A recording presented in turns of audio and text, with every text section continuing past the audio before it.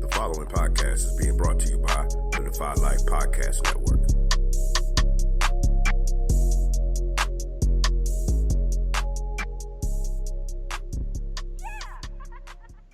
Welcome back to Unsupervised, the Spinoff. This week, your friendly neighborhood hosts tell you why we're tardy. In our weekly Rona update, we discuss states reopening, COVID parties, and sports. We share new details about the Ahmaud Arbery case with a new arrest being made. In our wacky stat of the week, Americans believe in ghosts. We ain't afraid of no ghosts. In petty party politics, President Trump goes full petty and will not unveil the portrait of Obama. Meanwhile, Joe Biden tells black folks they ain't black if they're on the fence between he and Trump. Boosie Badazz paid a prostitute to service his sons, and we have thoughts. And in our main topic, OnlyFans. Are we fans? Buckle up. Keep your hands and feet inside the vehicle for this one. Y'all enjoy the show.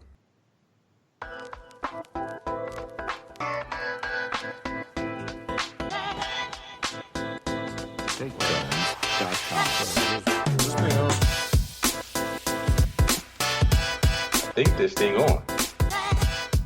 Wait, this thing is on? I feel like we're recording. We recording? Yeah, I feel like we back in the building, bro. Can y'all hear me? I can hear you pretty good. Oh shit. Huh? Y'all already know what I'm gonna say. Let's get it then. Welcome back, y'all. Hey man, we a little late.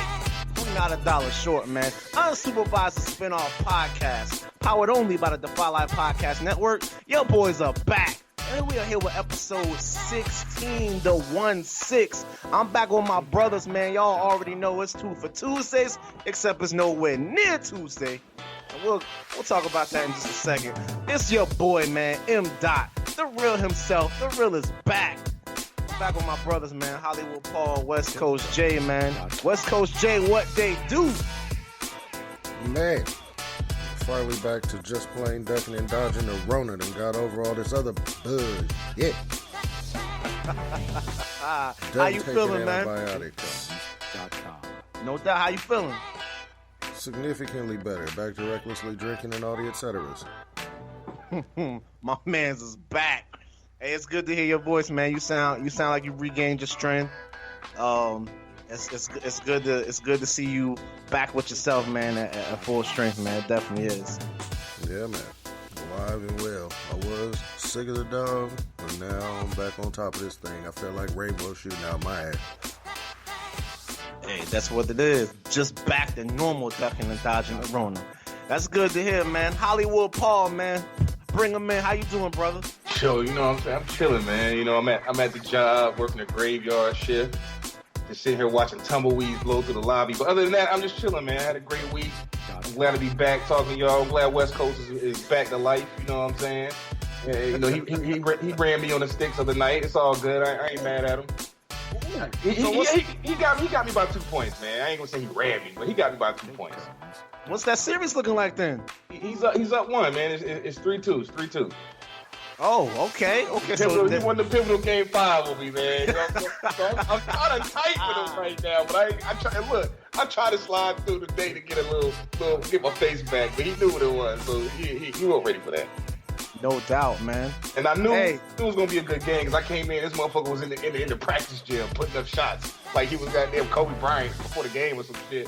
I'm like, God damn, man, I can't even get no warm up. Nope, we going right into it. But you know, other than that, I'm good, bro. Hey, no doubt. You got to get your face. You know what? West Coast, he don't never brag about his victories. He don't be bragging about his victories. Nah, man. It's not about that, man. What it's about is if you can win gracefully, go on with your day. You already know what it is. Ain't no need. True that.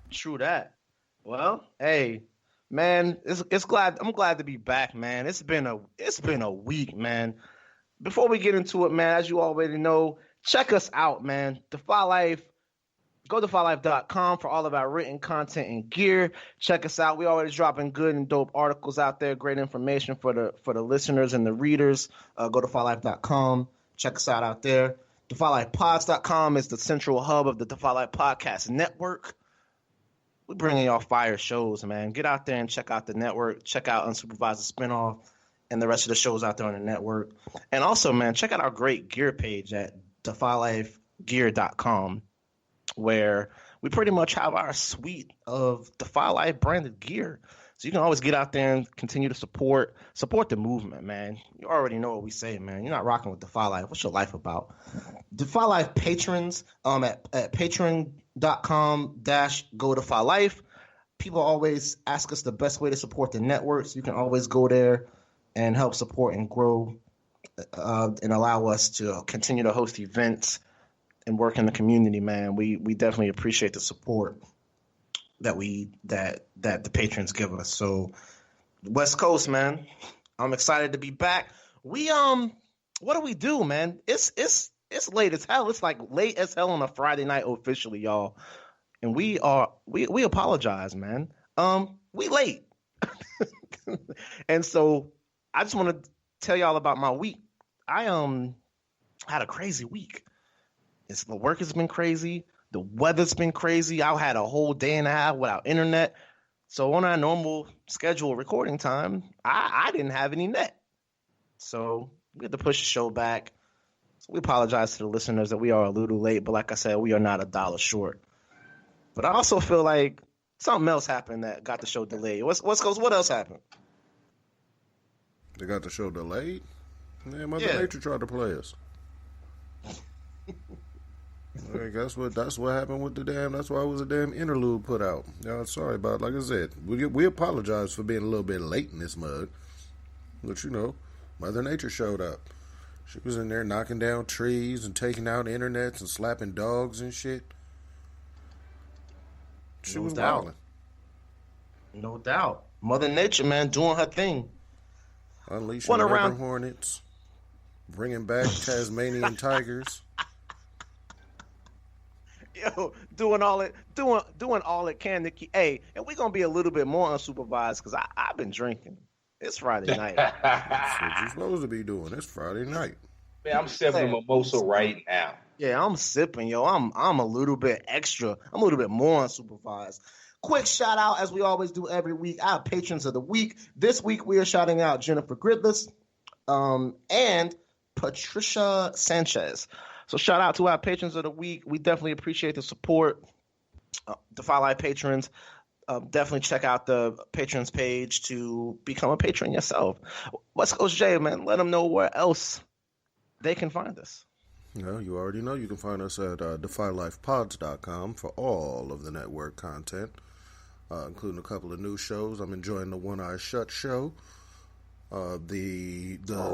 The three hosts from the flagship show have brought their wives in, and so the six of them be having fascinating married people conversations. That's right. It's actually a pretty interesting show. I like it, actually. Other than that, you can catch us on Spreaker, Spotify, iTunes, iHeartRadio, and anywhere else. Apple Play, Apple Podcasts, anywhere else that you get your podcast needs met. You can also email us at unsupervised@godefylife.com. And again, we ain't got no email, and so I believe I do still feel the proverbial type of way. I know I feel some type of way about that shit. Just saying. No doubt. Well, while you feeling some type of way about some shit, let them know where they can find us on the social media. Man, y'all can find us at Unsupervised, the Spinoff podcast at Facebook.com. Make sure y'all are liking, commenting, sharing, telling your mama and them about us. I know y'all trying to hit up them Rona parties, so make sure when you hit up them Rona parties, you're liking, commenting, or sharing so that you can enter into your chance to win a free hotel night stay on us at Unsupervised, the Spinoff podcast. So when you guys are going out there hitting up your Rona parties, you're not dropping back drunk to the house. You can just stay at the hotel, you know what I'm saying, check in on us. We might pop in and say what's up and just do a little after party with you. I don't know. But make sure you check us out at Unsupervised, the Spinoff podcast at Facebook.com. No doubt. Appreciate that. Fellas, did I miss anything? I think we got it, man. Not for the intro part. No, not really. I think we got it all. Hey, we got a fire show. Welcome to episode 16, y'all. This show might run a little long. It might. We got some fire content for y'all tonight, and we were late, so we owe y'all a little bit of extra juice, a little bit of extra show, a little bit of extra content. But we promise you, it's gonna be dope. And it's gonna be worth it. Let's get into it, man. Intros. Let's see. I think I already said how my week was. I got my. So after all that crazy stuff with the weather and the work craziness and all of that, y'all, it's been crazy. But I got my custom Corona mask. I went out. Oh yeah, I went out and ordered me a black on black like mask with the filters and all that shit. Yo, it's dope. I'm definitely post a picture, take a picture and post it on myself up on the Unsupervised or my personal Facebook page out there, man, so y'all can check it out. But it's dope, man. I decided to not mess around with, anymore. And I still wear a cloth mask up under it, but I got my own little personal shindig. So I was very excited to get that this week. And to be honest, outside of all the craziness with all this weather, that was probably the highlight of my week. So Amazon still delivered in all this craziness. Yeah, Amazon West Coast stay on time. I thought about you the other day. I was picking up some. Well, I was at the store, and this lady walked by with a custom Carolina Panthers mask. I was like, that looked like something money would wear. No doubt. I definitely would. I didn't get any. My joint is just all black though, like a ninja. Like I feel like a ninja out there. Well, you went with the Mortal Kombat look. You went extra Sub-Zero with it. No looking doubt. Looking like Smoke or Noob Saibot. It's fly, bro. It's fly. Hollywood Paul, how was your week? It's great, man. I can't lie, bro. You know what I'm saying?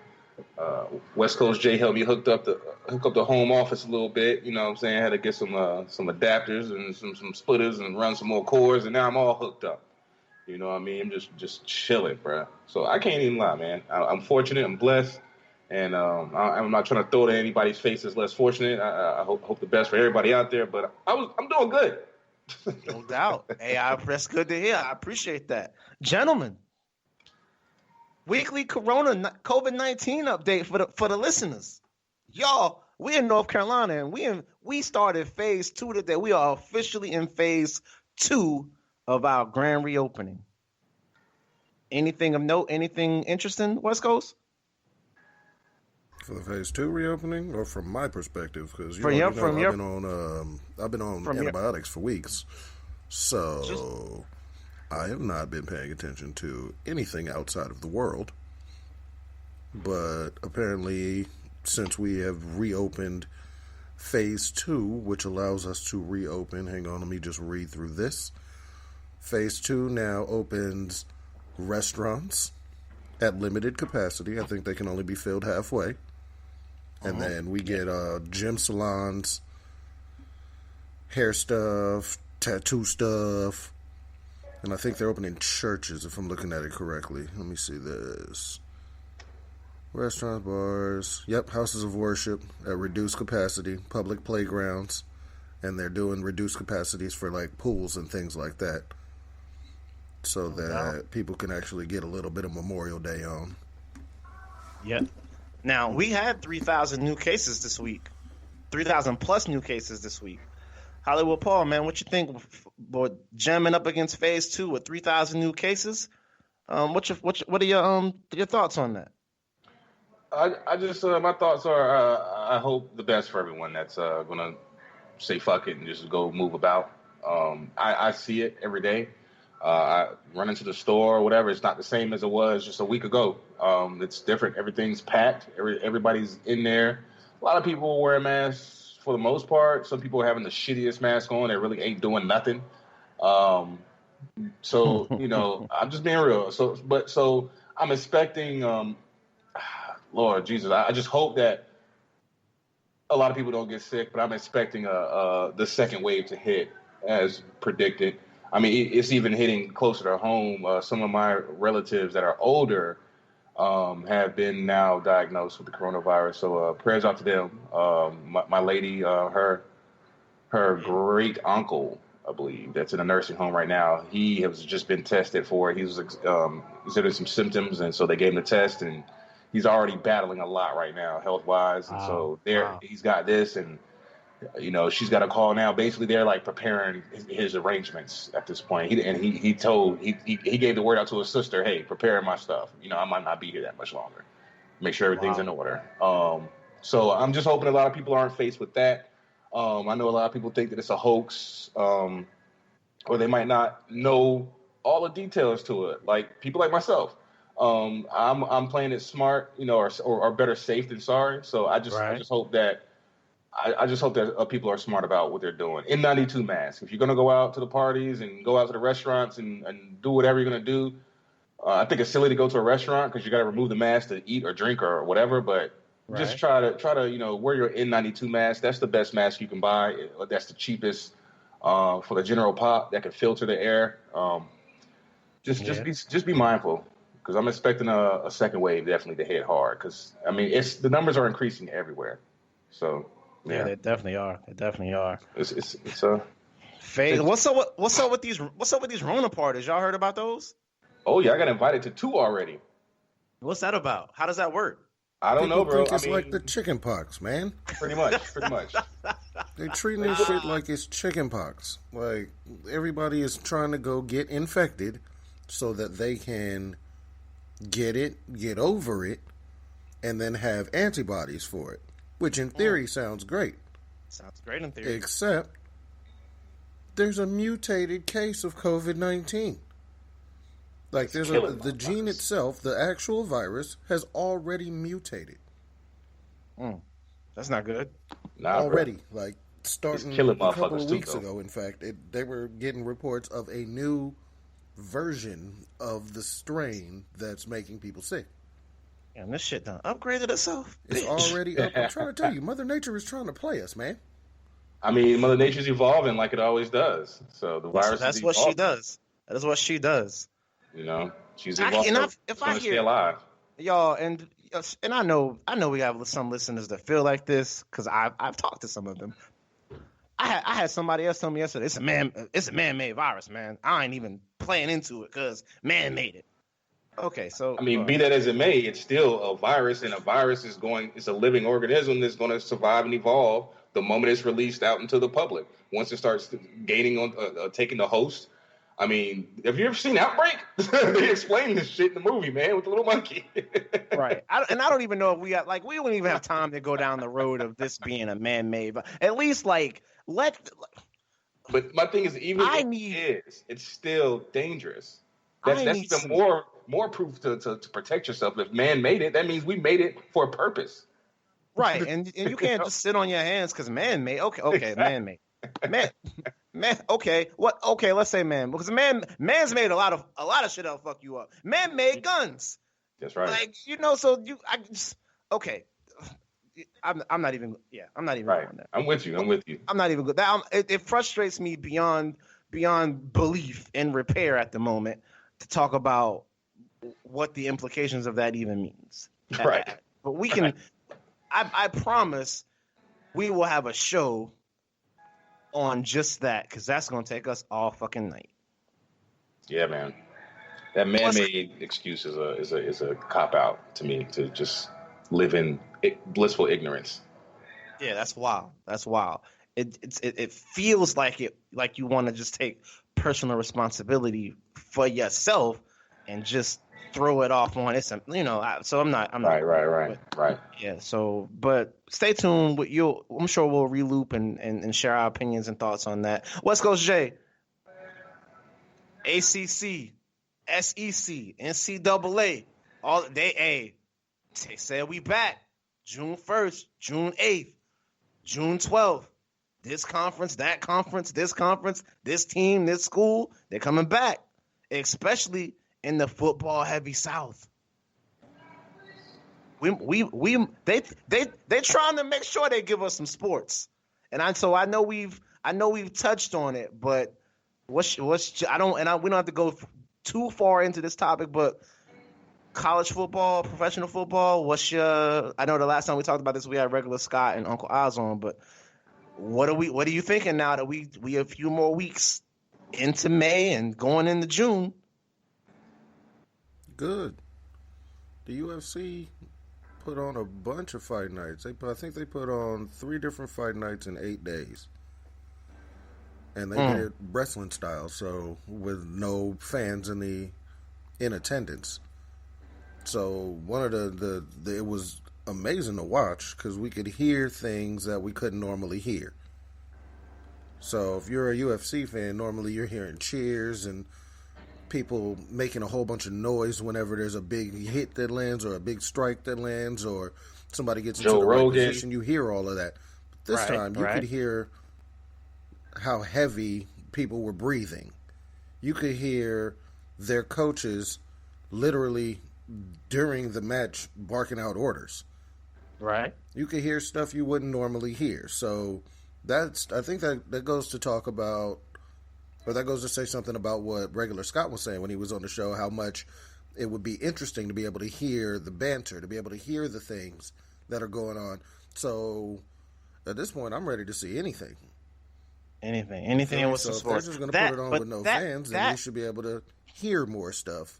But that shit ain't college football though. Nope. That shit ain't 100,000 people in the big house. That you know, like that shit ain't motherfuckers at Doak Campbell saying, "Oh," like more people watch college football than watch professional football. This is also true. Now, Hollywood, what they're just going to have to get used to is not watching it in person. Hollywood Paul, what you think, man? I think that is like West Coast said. I'm kind of ready for anything at this point. Just want to see something, and I think that with the technology of Zoom and Skype stuff like that, they might create some kind of fan party, viewing parties or something like that to get all the fans together. And they can pump that sound in, like you were saying, of actual fans at home. That'd be interesting. There's a lot of different interesting things they can do just to get it back going.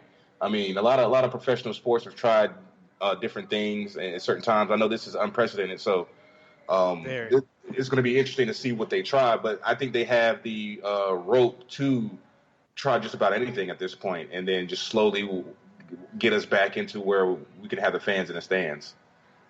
This can become an ugly conversation, and West Coast Jay, having been on the Defy Live show, I'm about to go somewhere. We don't have to. Once again, we can revisit this, but there are many, many, many, many state-funded and private colleges and universities whose football programs literally fund their school. Yep. If there is no, and so that's why we get into the debate of the college coaches make $1 million a year while the professor makes $60,000 a year. Like, why is that fair? And so we've had these conversations before. Why they don't pay the players? There are literally so many colleges and universities whose football programs alone fund from like 80% of everything that university does. So the big ones, in particular, the SEC, the ACC,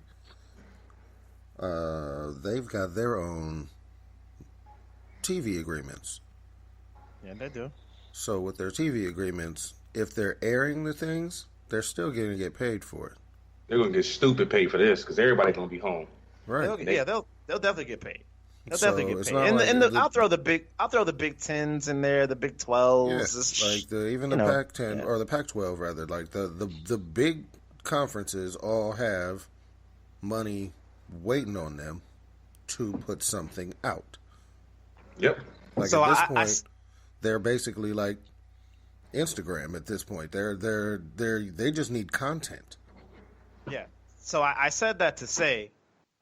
It's a whole more than just the economy, more than just like there are a whole lot of repercussions that's going to happen in the 2020 scholastic year for colleges and universities if they don't get that sport of football going. And once again, I'm not saying ignore the virus and go out there and play football. That's not what I'm saying. I'm just saying I understand the pressure. Just like I understand the pressure to open up these states. I understand that pressure that all these schools and sports, they're under a lot of pressure, and I wouldn't want to make those decisions. I really wouldn't want to make those decisions, but it's interesting to see what happens. I mean, like I said, when the UFC and WWE were able to put on legitimate events and have people watching them, just because at this point we're all so hungry for not reruns. For me, like, that's all ESPN is showing. Here, how about watch the 87 World Series? Remember this game? Ha ha. Woo. It's like I'm cool off the 87 World Series, bro. I can only watch that so many times. And you want to go back to that parallel, and I see what you're saying because they're both quote unquote sporting events. But dude, there's no sporting event like college football. You can't draw that parallel to putting 14,000 people into an arena to watch a UFC event and saying we're gonna have an empty event versus saying you can't go to the Trojan Coliseum and watch the Trojans play. Like, it's just different. Like, football stadiums are a whole different creature. Like, the biggest football stadiums hold 100,000 people. Yeah, like, it's you can't go to Williams-Brice Stadium, Sanford Stadium, Bryant-Denny Stadium, and just say that shit gonna be empty on Saturdays. Like, it's just not comparing that to an empty UFC fight. Is just not. I just can't fathom. I can't fathom the Austin Zoo empty and watching and I just. Well, yeah, but I feel like you probably can. What if they took little small screens or tablets and sold tickets and placed them in stands, and fans could still buy a ticket to actually watch the game? They're just not physically there. I don't know. I guess we'll see. They could do that. There was a South Korean soccer team that put sex dolls in the audience, and even had them socially distanced. And so interestingly enough, I can't remember which country, but they opened up their sporting events and they did the social distancing, put everybody in hotels, all of that stuff, and still 2 players ended up with coronavirus. They had to shut the shit back down again. So I think there are more challenges than I'm almost. We'll revisit this, but yeah, I think there are money though with the TV revenue. There's too many viewers. If a movie can come out and gross $80 million over a course of just 3 days over a weekend, I'm more than sure they can negotiate renegotiate TV rights to make up that revenue. People just watching it. Now, will it be the same experience? I agree with you. I don't see that being anywhere close to it without the fans. But will they make their money? There's ways to do that. Yeah, people watch professional football for the entertainment. Right. People watch college football for the fucking love. Like, it's just a different. I'm telling y'all, I don't know. I can't imagine watching a Penn State game without that fucking whiteout. Like, I just can't. Like, well, we'll see. We'll see what happens. We got to move on though. We will revisit this, but we got to move on for now. The great thing about time is we're not here yet, so we can keep talking about this shit until they make announcements, and we can speculate. We can speculate all we fucking want. Speaking of things that we don't have to speculate on anymore, we've touched on this case for the last couple of weeks. Ahmaud Arbery. We talked about extensively the driver of the vehicle that was recording the incident from behind. Well, his name is William Roddy Bryan III, and the Georgia Bureau of Investigation has decided to arrest him on suspicions of murder. West Coast, you got more details on that? A little bit. What they're looking for was that because of the angle that he filmed at, they're charging him with murder, saying that he contributed to the death by attempting to confine and detain Mr. Arbery with his vehicle. And he's also been charged with a criminal attempt to commit false imprisonment. So what the GBI said, the Georgia Bureau of Investigation said, was if we believed he was a witness, we would not have arrested him. They think he was involved. So I agree. The video that we saw, are they talking about another? Were they talking about he was trying to? They're talking about that video that we saw, the one that was from the perspective of the car in pursuit. So in reality, what it sounds like is this dude made the current cardinal sin of recording himself doing something stupid.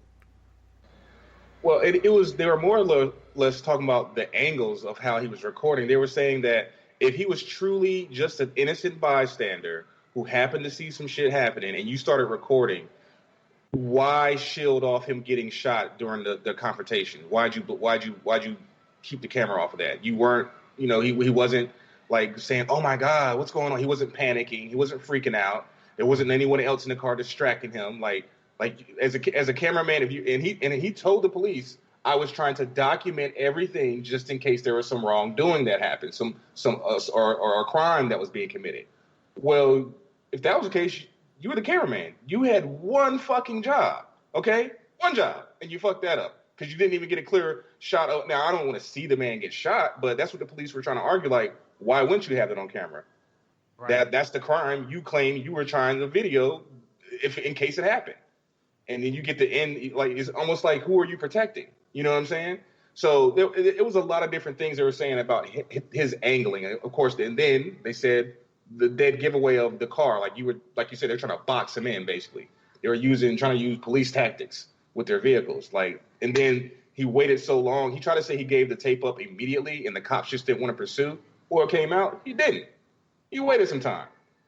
So obviously he was communicating with somebody to see what he should do with that footage, how he should go about it, whatever the case may be. And then they posted it to like some kind of privileged site before even giving it to the police, which is another like, bruh, come on, man. You know what I'm saying? You weren't worried about trying to stop a crime. No, you were bragging there about were way too many red flags.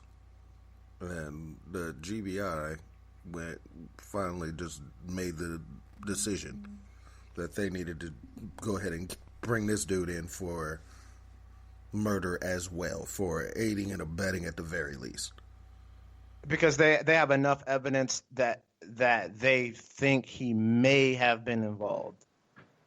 Yep. I believe he was.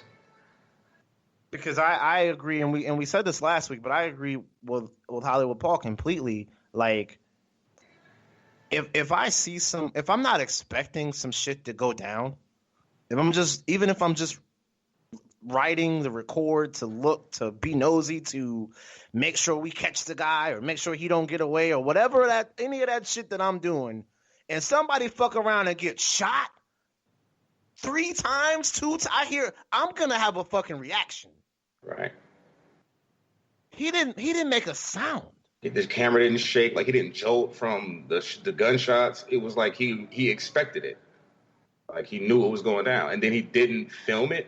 Like, how do you not keep the camera on those 2 individuals? As wide lens as that camera is, you could have saw everything. Like, it was like he purposely shielded it or didn't turn it left, basically. Because I think that's the moment he was chambering his round. He was getting ready to get out the damn car. That's why the camera, you can see, it's kind of like he's got his hand on the wheel. It's kind of like not paying attention because he probably was leaning over to the passenger seat. That's my assumption, to get whatever, or his other hand was somewhere else. He didn't have the right hand on the wheel or the left hand on the wheel. He wasn't using the wheel and filming to make sure he got the shot. That's just my take on it from what I watched that video about 40, 50 times now. Right. And just trying to put myself in that spot. And then, thinking back to situations where I've been in and I had to pull my camera out real quick. I never he drove behind that truck way too long, man, to just happen to see this shit going down. Like, who gets that much good of a foot? What happened before that made you pull out your camera? You just saw these guys riding the truck? and then there was another guy running. Like that's what made you start. That's what he said. That's what he said. Shit, man. I saw some shit. He's just a jogging guy, and these guys are driving the truck. Like, why don't you flag the truck down and say, "Hey, what's going on?" No, you just pull out your camera and start following them, and then see a guy jump out with a fucking shotgun, and then you got one job, man. One job as a cameraman, and you don't even do that. I don't get it, man. I don't get it. So I'm glad the GBI did what they supposed to do. I'm glad they going after him. Now I still think that I'm very proud of human beings for making sure that this happened. I don't think the GBI was going to pick this case up without all the outrage, but that's just my opinion. Right. Well, they said they couldn't without a formal request. And so once they removed the first DA, the lady she just said there was no crime, they got her off the case. That the guy came in to replace her, I think it was like his first order of business was to request an investigation externally. And then when they got a hold of it, they start doing their preliminary investigating, realizing that the cops didn't want to pick it up, the DA didn't want to pick it up. So they essentially took on the case by themselves. They don't want any help from that police department, just to avoid any kind of corruption or mishandling of evidence or anything like that. So, right. So I think it was a political move as well. I'm with you. I think that they brought them in because they knew they didn't want another Ferguson situation, basically. Ooh, definitely not. So, they made that move. Definitely. So the dude's lawyer, the Robbie or that guy's lawyer, said that it feels like the only thing that has changed regarding this case are the changing political winds, but we will not rush to judgment. Well, I'm sure my man will have a GoFundMe account. Right. Somebody will be advocating for him. Yeah, praising his defense of praising his defense of the Second Amendment and all this bullshit. So, we'll see. But keep an eye on this case. It's hot. Yeah. Now that the actual the government of states are starting to open back up, they can actually convene a grand jury and things. So some of this, the coronavirus did actually impact the timing of this. No courts have not been in session, no grand juries, that type of stuff. So we'll see what happens, man. We'll definitely see what happens. In the meantime, we will continue to bring you what happens as it happens. But in the meantime, we got something else to bring you. West Coast, man. We got to go to a commercial. We got to pay some bills, brother. Yeah, we can go ahead and do that. Y'all stay tuned.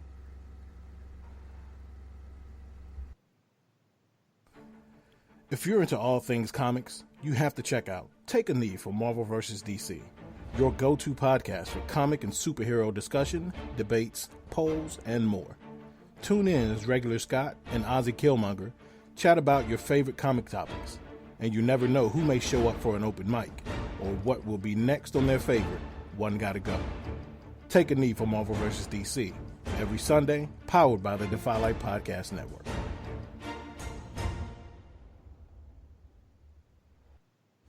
All right, y'all. We are back, episode 16. Y'all go ahead and check out the homies at Take a Knee for Marvel vs. DC. Regular Scott, Uncle Oz, with all of the fascinating dishes. Last week they made me laugh a bunch because they died on an archery hill for no good reason. No doubt. Hey, take a listen. Don't forget to check out the gear page. Go to defylifegear.com. You find the Unsupervised Spinoff podcast show gear, where we have customizable gear, t-shirts, apparel, sweatshirts for your enjoyment, man. Go out there and take a gander. If you don't want to mess with one of our shirts, then mess with some of the shirts from the rest of the network. We got a lot of great shows that also have apparel that you can definitely partake of, or just copy some Defy Life gear. You know how it is. We're back with episode 16. West Coast J, Hollywood Paul, your boy Money.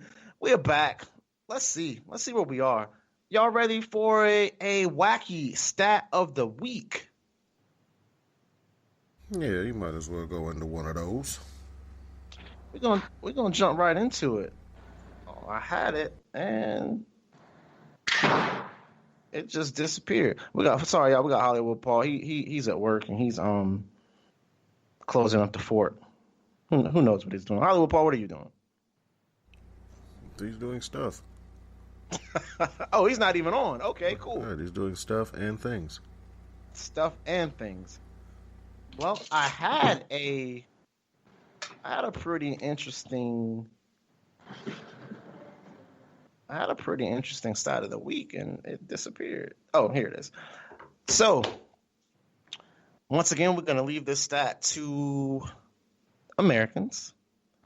And we're going to say, y'all, believe it or not, actually, I want both of your opinion on this as well.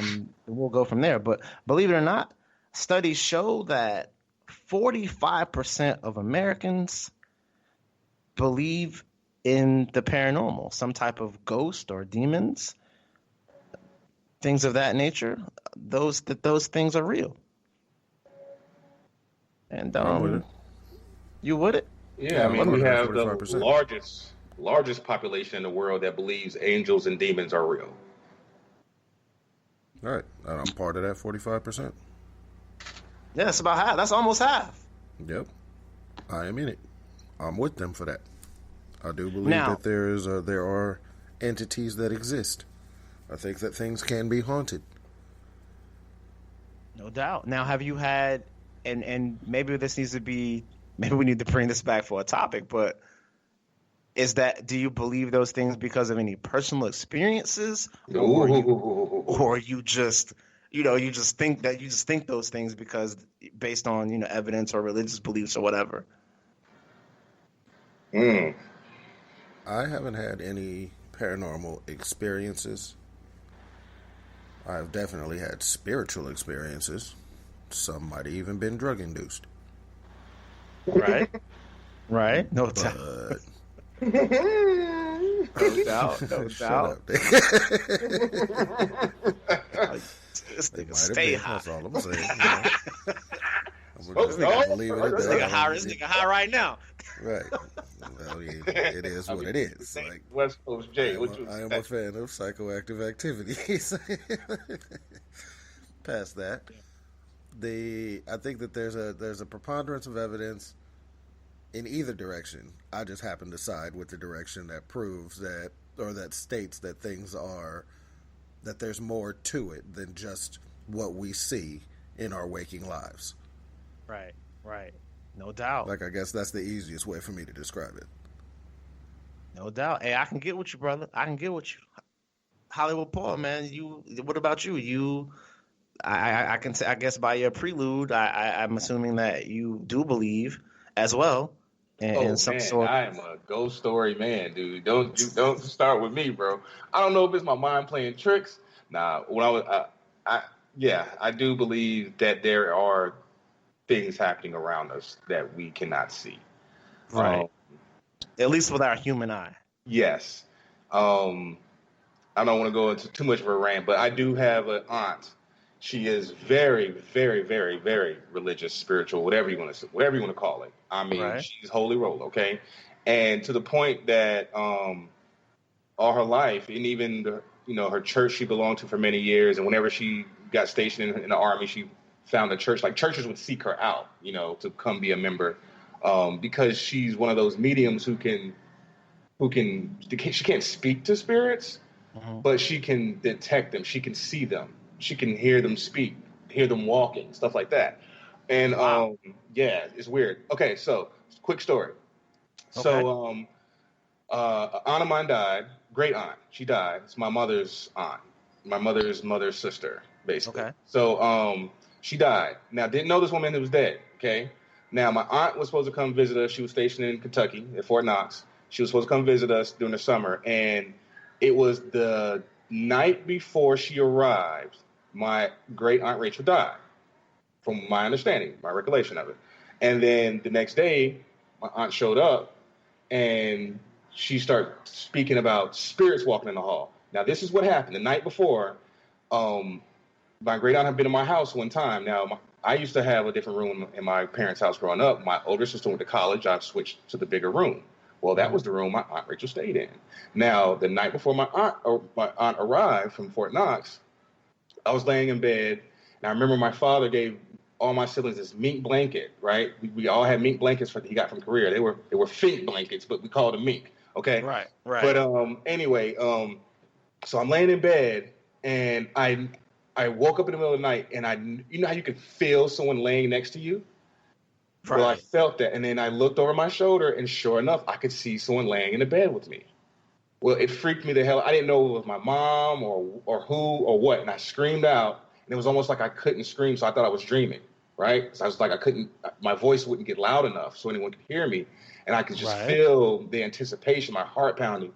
And then I looked over again, and I could see there was a body laying next to me because I was laying on top of that mink blanket I spoke of, and then there was a hump next to me. There was no pillow or anything, right? Big old queen-size bed, and I was a kid. So I jumped up, ran across the hall to my parents' room, and then, of course, woke them up. My dad's pissed, comes over, nothing's in there. He's like, oh, you're a chicken shit, go back to bed. Well, next day when Auntie shows up from Fort Knox, she's like, oh, my God, spirits are walking all in your guys' house right now. Like they're walking up and down the hall. And you know, I don't know what it is, but I'm not comfortable here. We have to bless this house. So they go off to bless the house, right? And get whatever they need to come back and bless the house. Well, that was during the daytime. And then I remember I slept in my old room because I was freaked out, right? Right. And in my old room, I could see the hallway clearly moving back and forth through the home. And so I saw a figure dressed in white. It was like dark, but dressed all in white. And it walked by my room and stopped for a second and kept walking. Well, I thought it was my mom wearing her hospital scrubs going to work. Right. It wasn't. My mom was gone with my aunt. I was down for the nap before. I didn't know who was where. And then when my aunt got back, she was like, there is a spirit like walking up and down this hall right now. And like, it was freaking me the hell out, dude. So ever since then, throughout life, I have looked for things, and you know, I've experienced, like right now I'm at my hotel job, right? You know how you have automatic doors? I got 2 sets of them at the front of my lobby. Sometimes I'm in here dead 3 a.m. and the doors inside will just open, and then they'll close, and then moments later the doors outside are open. No one has ever experienced that except one other person. And it was when they worked night audit, and you know, they'll watch the cameras and they'll see I'm not lying. There's no one here. There's no bug. There's no AC making a damn automatic sensor come on. It's unexplainable, okay? It's inexplicable. I was going to say, could that be the wind blowing, or is that... If it was outside, I would say, okay, maybe a spider, the wind, a shadow maybe caused the sensor to freak out. But it's inside. And I'm sitting right there watching the damn... There's nothing there. I'm feeling the air. There's nothing, dude. I've heard... noises, like I've tried to fill up the coffee in here before, like these big old industrial sized coffee containers, and I've set them up and I've left and then come back and they're like on the ground, like rolling back and forth, like something just kicked it or something like that. I've seen some weird shit, and I don't get freaked out too much, but and I've heard stories of like people that have died here, people that were killed here back in the 80s and the 60s. And in the early 50s, because, you know, this is like Old Salem, the witches and stuff like that, all that crazy shit. And I work next door to a mortuary. And I work near, I can look at Old Salem's, like, the oldest cemetery in Salem. Right like a block away. So it's shit going down, bruh. Okay? Yeah, he got that. He in Haunted Row. He got that heat. It's shit going down, dude. I mean, I can on and on and on. I've written scripts about some of these stories I've experienced and I've heard throughout my lifetime. Plus, my dad's from Louisiana, so you know they believe in all kinds of shit down there. I was about to say that. My family from Louisiana too, so we get these stories. I got a similar, not quite similar story. It was closer to when my grandfather was getting ready when he was on his way out. Me and my brother went in there one day, and it was maybe 2 weeks before he passed. And he was at the Veterans Hospital in San Francisco. And so we went just on let's go see Grandpa right quick, and ride by the beach and go see Grandpa right quick. And this day we walked in. My grandfather was sitting up and awake. And when the two of us walked in the room, he had a full conversation with two people that were not me and my brother. Full conversation. Right. Well, And what was he like saying? to the point where my brother and I, he was just talking, like he was speaking Creole. Oh, wow. So he was just having a conversation, but never once acknowledged my brother and myself. Like to the point where we stood there for many minutes, like tears streaming down our faces, like just like what is going on? Could that have been dementia? He was just seeing something in his mind? No. What I No? believe is that he was talking to his brothers. Oh, wow. He was the last one alive. So to this day, I think me and my brother both believe that he was talking to two of his brothers, No who doubt. just they walked in with us, for lack of a better way to put it. And so he was talking to them, because what made it so unique was that after he finished having the conversation with them, it was like he looked over at us and was like, "Oh shit, how long y'all been there?" And then he had a conversation with us. Right. Like it was many, many minutes worth of a conversation with not us. Well, damn. So, okay, no doubt. Well, I guess I was gonna try to save that shit for another show, but since y'all went, I gotta give at least one of mine. All right, so I'm like, 7, 8, and my sister's like maybe 10, 11. I think she's 3 years older than me. So we're in New York. So you know how they say you can like invite. You never watch Poltergeist, and they say you can invite demons into your house. Unknowingly, yeah, all the time. Type of deal, yeah. So my stepmom, not my current stepmom, one of my old stepmoms, she had these like scary ass books, like, you know, demonized type books and all that shit, right? And so like, you know how like black parents are. They, you know, one night it was thunderstorming. And the black folks like unplug this, unplug that type of deal, and so you go ahead and do that. Well, I had unplugged the television, and because the storm was so bad, right? And the storm was going crazy. It was going crazy. Me and my sister, we was watching TV, and my dad walked by. He was like, "You turn the TV off." And so I was like trying to turn the TV off, and I was like, I couldn't turn the TV off. Like it literally wouldn't turn off. And so I'm thinking like, okay, maybe the batteries in the remote are dead, right? So the TV's like, cause it starts like changing channels, and so I'm like, oh, okay, this remote really wild. And so I'm like slapping the remote, you know, that type of deal, and Old school stuff. yeah, doing all the old school stuff. And so finally I decide that like I'm gonna unplug the TV. So unplug the TV goes black. I sit beside my sister, and now we just talking. We probably talking for like 30 seconds, and then we both hear something, and then we look at the TV, and that motherfucker is back on, and it's back changing channels. And we just freaked the fuck out, right? Like, Yeah, so that your poltergeist moment. So like we was like, oh, yo, and this is my, like, for real. You can ask my sister. Like, we were freaking the fuck out. So the next day, you know, because we out of school. It's summer. It's the summertime. We out of school. So my stepmom and my dad, they go to work. The next day, we like wilding out, and so we the only ones in the house. And we in the living room. It's like maybe 10:30, 11 o'clock in the morning. Broad day. And then we just start, like, she used to keep the books in her closet, and like up in the closet. And like we started hearing shit from the fucking room, from the fucking closet. And then you know how when you hear some shit, you kind of like, you look at each other, like, especially if you with somebody else, you kind of look at me like, to make sure you're not tripping. That's the am I step tripping? one. Yeah, Make like, sure I'm not tripping. You heard that, right? Did you hear that shit? No, that, nigga, right? that's not just in my head. That's in your head too. Like, okay, All right, okay. cool. So we ain't tripping. Right, we ain't tripping. So then we hear something else, like, dude. And so by this time, we both like standing up because we also thinking about last the fuck night. Man, when I tell you, we heard some. I didn't see this because once again, it's in the back.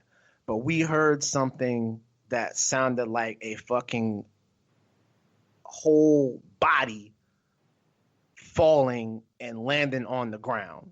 Like a big bloom, bloom, bloom, bloom, bloom, bloom, bloom, bloom. You heard that I have fallen.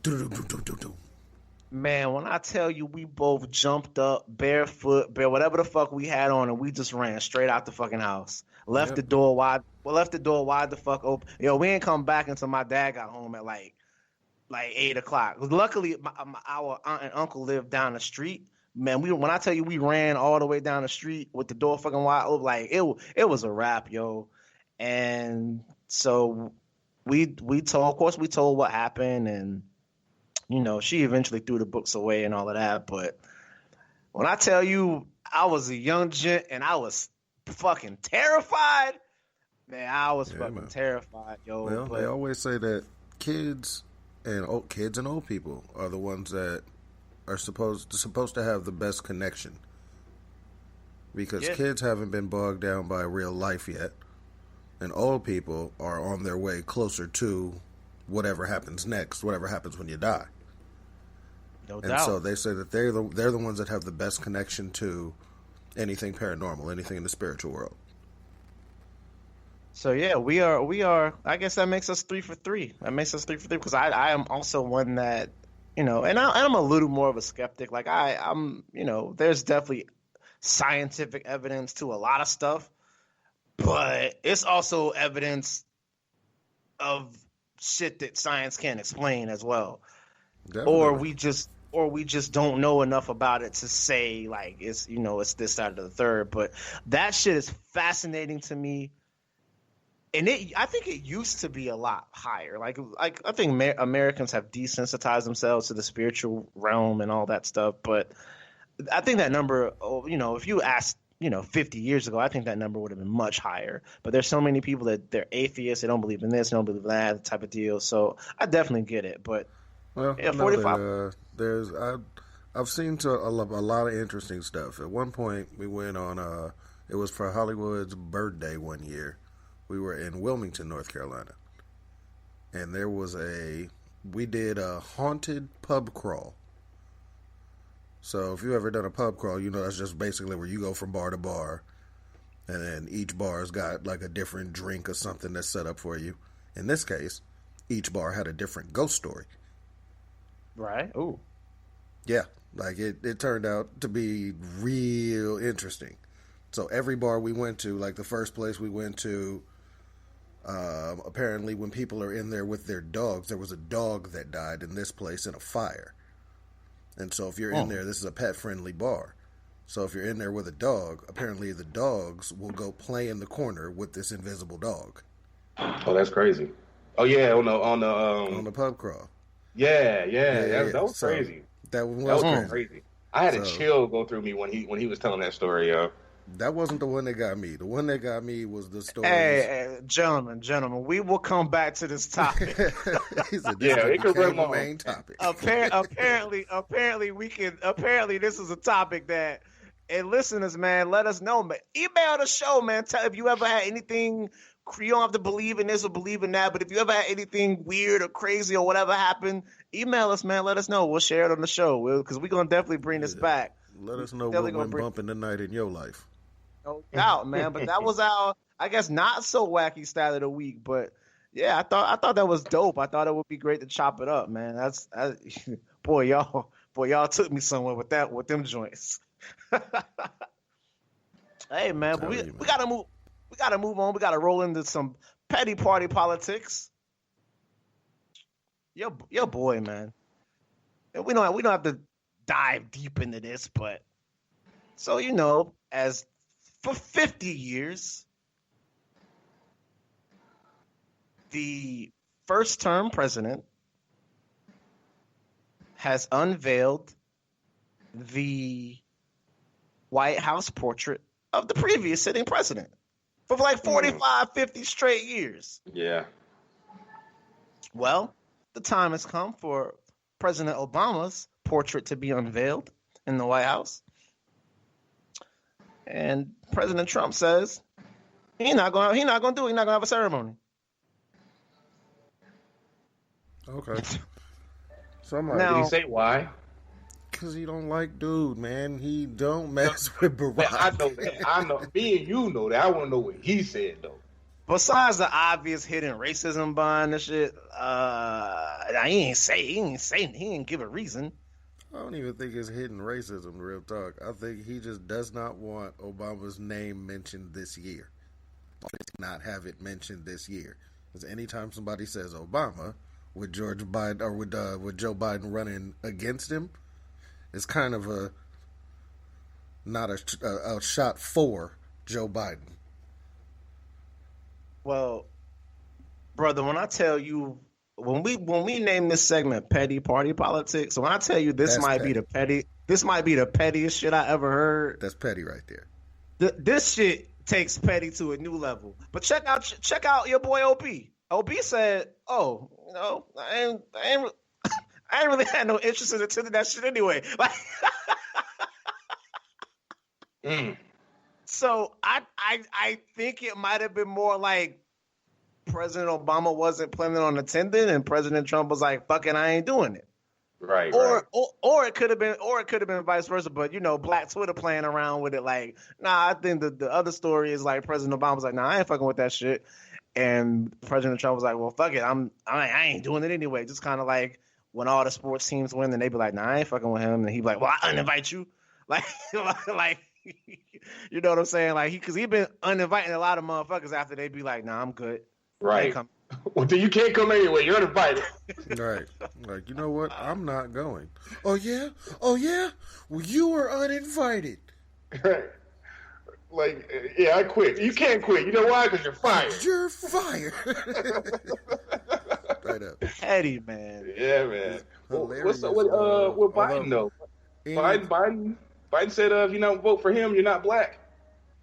Yeah, he did just say that. Man, so I guess we got. See, I said we got a lot of stuff to talk about tonight, and you know what? We wouldn't have had this much material if we would have had the show earlier in the week. So it was really kind of a blessing. Right. So Vice President Biden, yeah, absolutely said. What did he say? West Coast, you got the actual. The actual quote. Charlemagne the God. That's who he was talking to. Right. He told Charlemagne that if you voting for Trump, you're not black. Now, this is so. Remember when the governor of Virginia, they were like, he wore blackface and like 30 years ago, and like white people went crazy, and like it's like. The white people forgot to ask the black people how they felt because in Virginia they was like, "No, we love our governor. Like, you know, he wore blackface 30 years ago. Should show me a white man that didn't wear blackface 30 years ago." That's kind of how black people was like, kind of feeling it. No. Me personally feel kind of like that. Like, so people are having some real opinions about this, but. I kind of feel Joe on it. He like, here's my take on it is Joe ain't lying. Yeah, my take on it, however, though, is a lot like, do you remember when Hillary Clinton talked about having hot sauce in her purse? Yeah.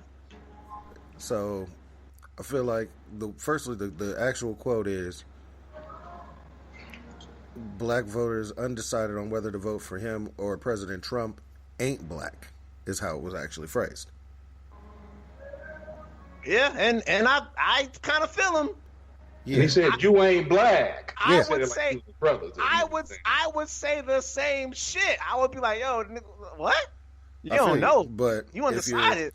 My question then becomes to you: if Joe Biden is having that conversation instead with maybe a Bill Maher, is it phrased that way? That they ain't black? Yeah. I see what you're saying. Basically, he phrased it in a way to pander to because he was talking to Charlemagne the God. Right. And I understand that. So yes. However, However, as a black man, especially as a black man that works in corporate America, I don't talk to y'all the same way I like. So I get it. I get the fact that sometimes you change your message for your audience, like or your delivery. Yeah, right. Thanks for picking that up from me. Yes, or you sometimes you change your delivery for your audience. I do this shit every day. Every day. So I'm not so mad at Joe because I can see me doing that shit. I could see me doing that shit if as just me, a black dude. If I were but so as a black guy, we don't have to change our delivery for black folks, but and so we're less inclined to change it for white folks because white people can't experience racism. I mean, I'm not mad at him for saying it. My follow-up would be, okay, that may be true. So what are black folks to expect from giving you their vote? Well, he already has black people. He already has an extensive plan for black people out there. Well, I need him to tell me again. I forgot. Yeah, I need him to keep telling me and keep reminding me and keep breaking it down. And I don't, and forgive me because I don't have the specific details of it. I think it just came out like a week and a half ish, 2 weeks ago, and I did mean to read it, but like I said, things have been so crazy in my approach in the world, I haven't really dug into it. But that is one of our, as we get closer to like the elections in November, so I promise we will go over that stuff. But I just haven't really dug into it just yet. But yeah, it's a whole extensive plan, and it's out there. So I feel, but I've heard people, they're going in on Joe, but it's mostly like the media. Like most black people that I know, at least from what I've seen on social media, was really like kind of like, come on, Joe. And then they just kind of moved on. But once again, I think we experience stuff like this so much that they make it a much more big of a deal than we do. 100%. And you can't be mad about some shit that's supposed to offend me more than me. Then that's my stance on it. Do y'all have a right? Now, agreed. I agree with what you're saying completely. Now, if I'm outraged about it, because I'm not, in all honesty, I think it's kind of funny. But again, I find most of the things that they say funny, which is why we call this segment "Petty Party Politics," because pettiness cracks me up. But I think that it's what people are wanting to be outraged about is that he used race specifically. Like, most people are not concerned with what he said. Right. They're just concerned with the fact that he singled out black people. I would agree with that. But that doesn't concern me. That doesn't concern it doesn't me. Concern most of the people in the country. I feel like it concerns people who need clickbait, people who need you to click on their websites to watch their shows, to people who need that to happen, i.e. CNN, CBS, NBC, all of the major news networks, because I'm sure Fox News is having all the fun with it. Oh, absolutely. And Joe, in reality, and don't get me wrong, that's what people in the media are trying to be outraged about. Whereas all the rest of us who are at home dealing with a pandemic, it's like, damn it, Joe. Exactly. It's just the damn it, Joe moment. It's just damn it, Joe. That was a goddamn moment. You know what, Joe? Not like that. We gotta say something to Joe. Like, come on, we Joe. We get it, but not like that, bro. Exactly. But really, we ain't that mad. Like, I feel like Barack Obama probably called him in the background, like, damn it, Joe, stop. Look, man. You're trying to win. Cut it out. You're giving them bulletin board fodder. Rock probably said, I know that's the type of shit you can say to me when it's just me and you, but damn, Joe, it was just a damn Joe moment. Yeah, Joe, you fuck it up, Joe. Look, my Joe, when you're talking to African Americans, right? You can't just outward only be talking to African Americans. Because fool me can't fool me again now. Right. Shout out to W. Yeah, no doubt, man. Greatest No presidential doubt, quote man. of all time. Oh, man. I'll tell you, yeah, man. I'll once again, media people out there, like, don't ever look. Now, the shit that's important to us that we want y'all to be outraged about, you want to fucking turn a blind eye. The shit that I tell you is important to me and to the people that look like me, you want to turn a blind eye to. The shit that I tell you is important. But this little bullshit, you want to cover in the news for 3 and 4 and 5 days, we good on that. We ain't that mad. We are intelligent enough to know what's important and what's not, and that shit ain't important. No, reality, but I want to hear Charlamagne talk about it like Monday, or whenever they're back on the air again. I want to hear what Charlamagne got to actually say about it, because I feel like he don't care. He probably laughed. Like, I didn't see the interview. Now that it's a national, he will definitely chime in. Now that it's like a national fucking thing. But at the time, he probably laughed because, like I said, that's just it's funny. It is humorous that's what he would say. And again, from the black politician's perspective, it should have just been like, "God damn it, Joe." God damn it, Joe. And I will say this. I will say this to Joe Biden. And we can each say one more thing to wrap this up. I'm gonna say that one more thing. I'll say one more thing to wrap this up. I'll say on the tail side, Joe Biden, I don't need your permission or validation for my blackness. You will never be able to do anything or say anything, or you can't even fathom what my blackness is like, and what our blackness is like. So I will rebuke you a little bit, just because you need to know that. You need to know that there's nothing in your prism, in your perspective, that you could ever say to us to validate our blackness. Like, no matter what goes on, I feel like even 45, as ridiculous as he is, would not have ever said that. I don't know about that. He probably would have the right audience. Like, if he was talking to a group of black people that came to see him, it would be way more acceptable, interestingly enough. You feel me? Like, if those are black people that are paying to go see Donald Trump, if he said that, we would be laughing.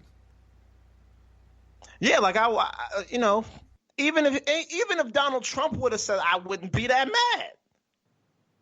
Yeah, I mean, like I said, I'm not mad either way. I would have thought he was wrong, but I would have thought he was. So in Joe Biden's case, he right, because I would say the same thing, man. Jadakiss said it, man. Why would you vote Republican if you black? Like, that's basically all Joe Biden was saying. Why would you vote for Donald Trump if you black? Like, so I get it. And but if Donald Trump said it, he'd be wrong. But I still wouldn't be mad that he said it. Like, they say way more. When he called the African countries shithole countries, that shit was actually offensive. It was. And so that's the type of shit that you say that I really. Why can't we get more immigrants from places like Denmark, who has like 0.011% black people? Why we got to get immigrants from these shithole countries?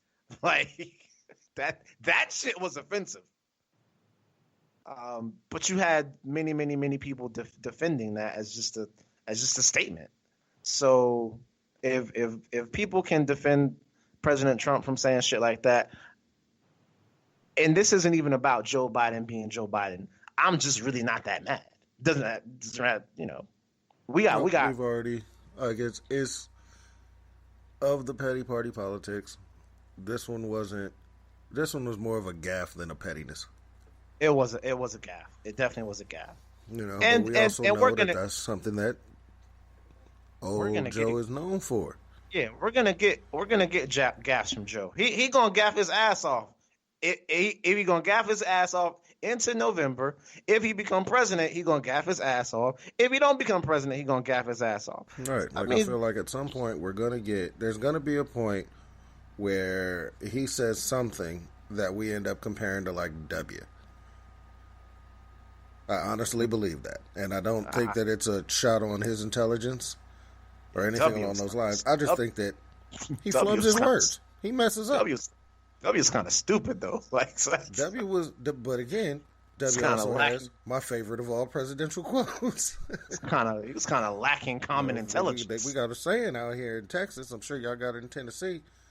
Fool me once, shame on you. Fool me, can't fool me again. Can't fool me again. You feel me? Like, I feel like Joe Biden is going to give us at least one of those. One way or the other. We're going to get one, and I'm going to laugh. Man, I got a picture. I might put it on the Unsupervised Facebook page, but it's at the inauguration of President Trump when George Bush was there. He was trying to figure out how to put on his poncho. Yeah, he was a little. W was a little afflicted, just for lack of a better way to put it. He was a little afflicted, and he couldn't figure out how to put it on, so he just put the shit over his head. Oh, that's the funniest shit. Boy, hey, y'all go check that out, man. That shit is hilarious. Afflicted is all I'm gonna say about W. He was a little afflicted. Petty party politics, man. You gotta love him, man. That's why, like this whole segment is named aptly. Petty. Shout out to President Trump. Shout out to President Obama. Shout out to Vice President Biden, man. Y'all was our petty party politics for the night. Moving on. Let's see. West Coast. Boosie. Is it Boosie or Bootsy?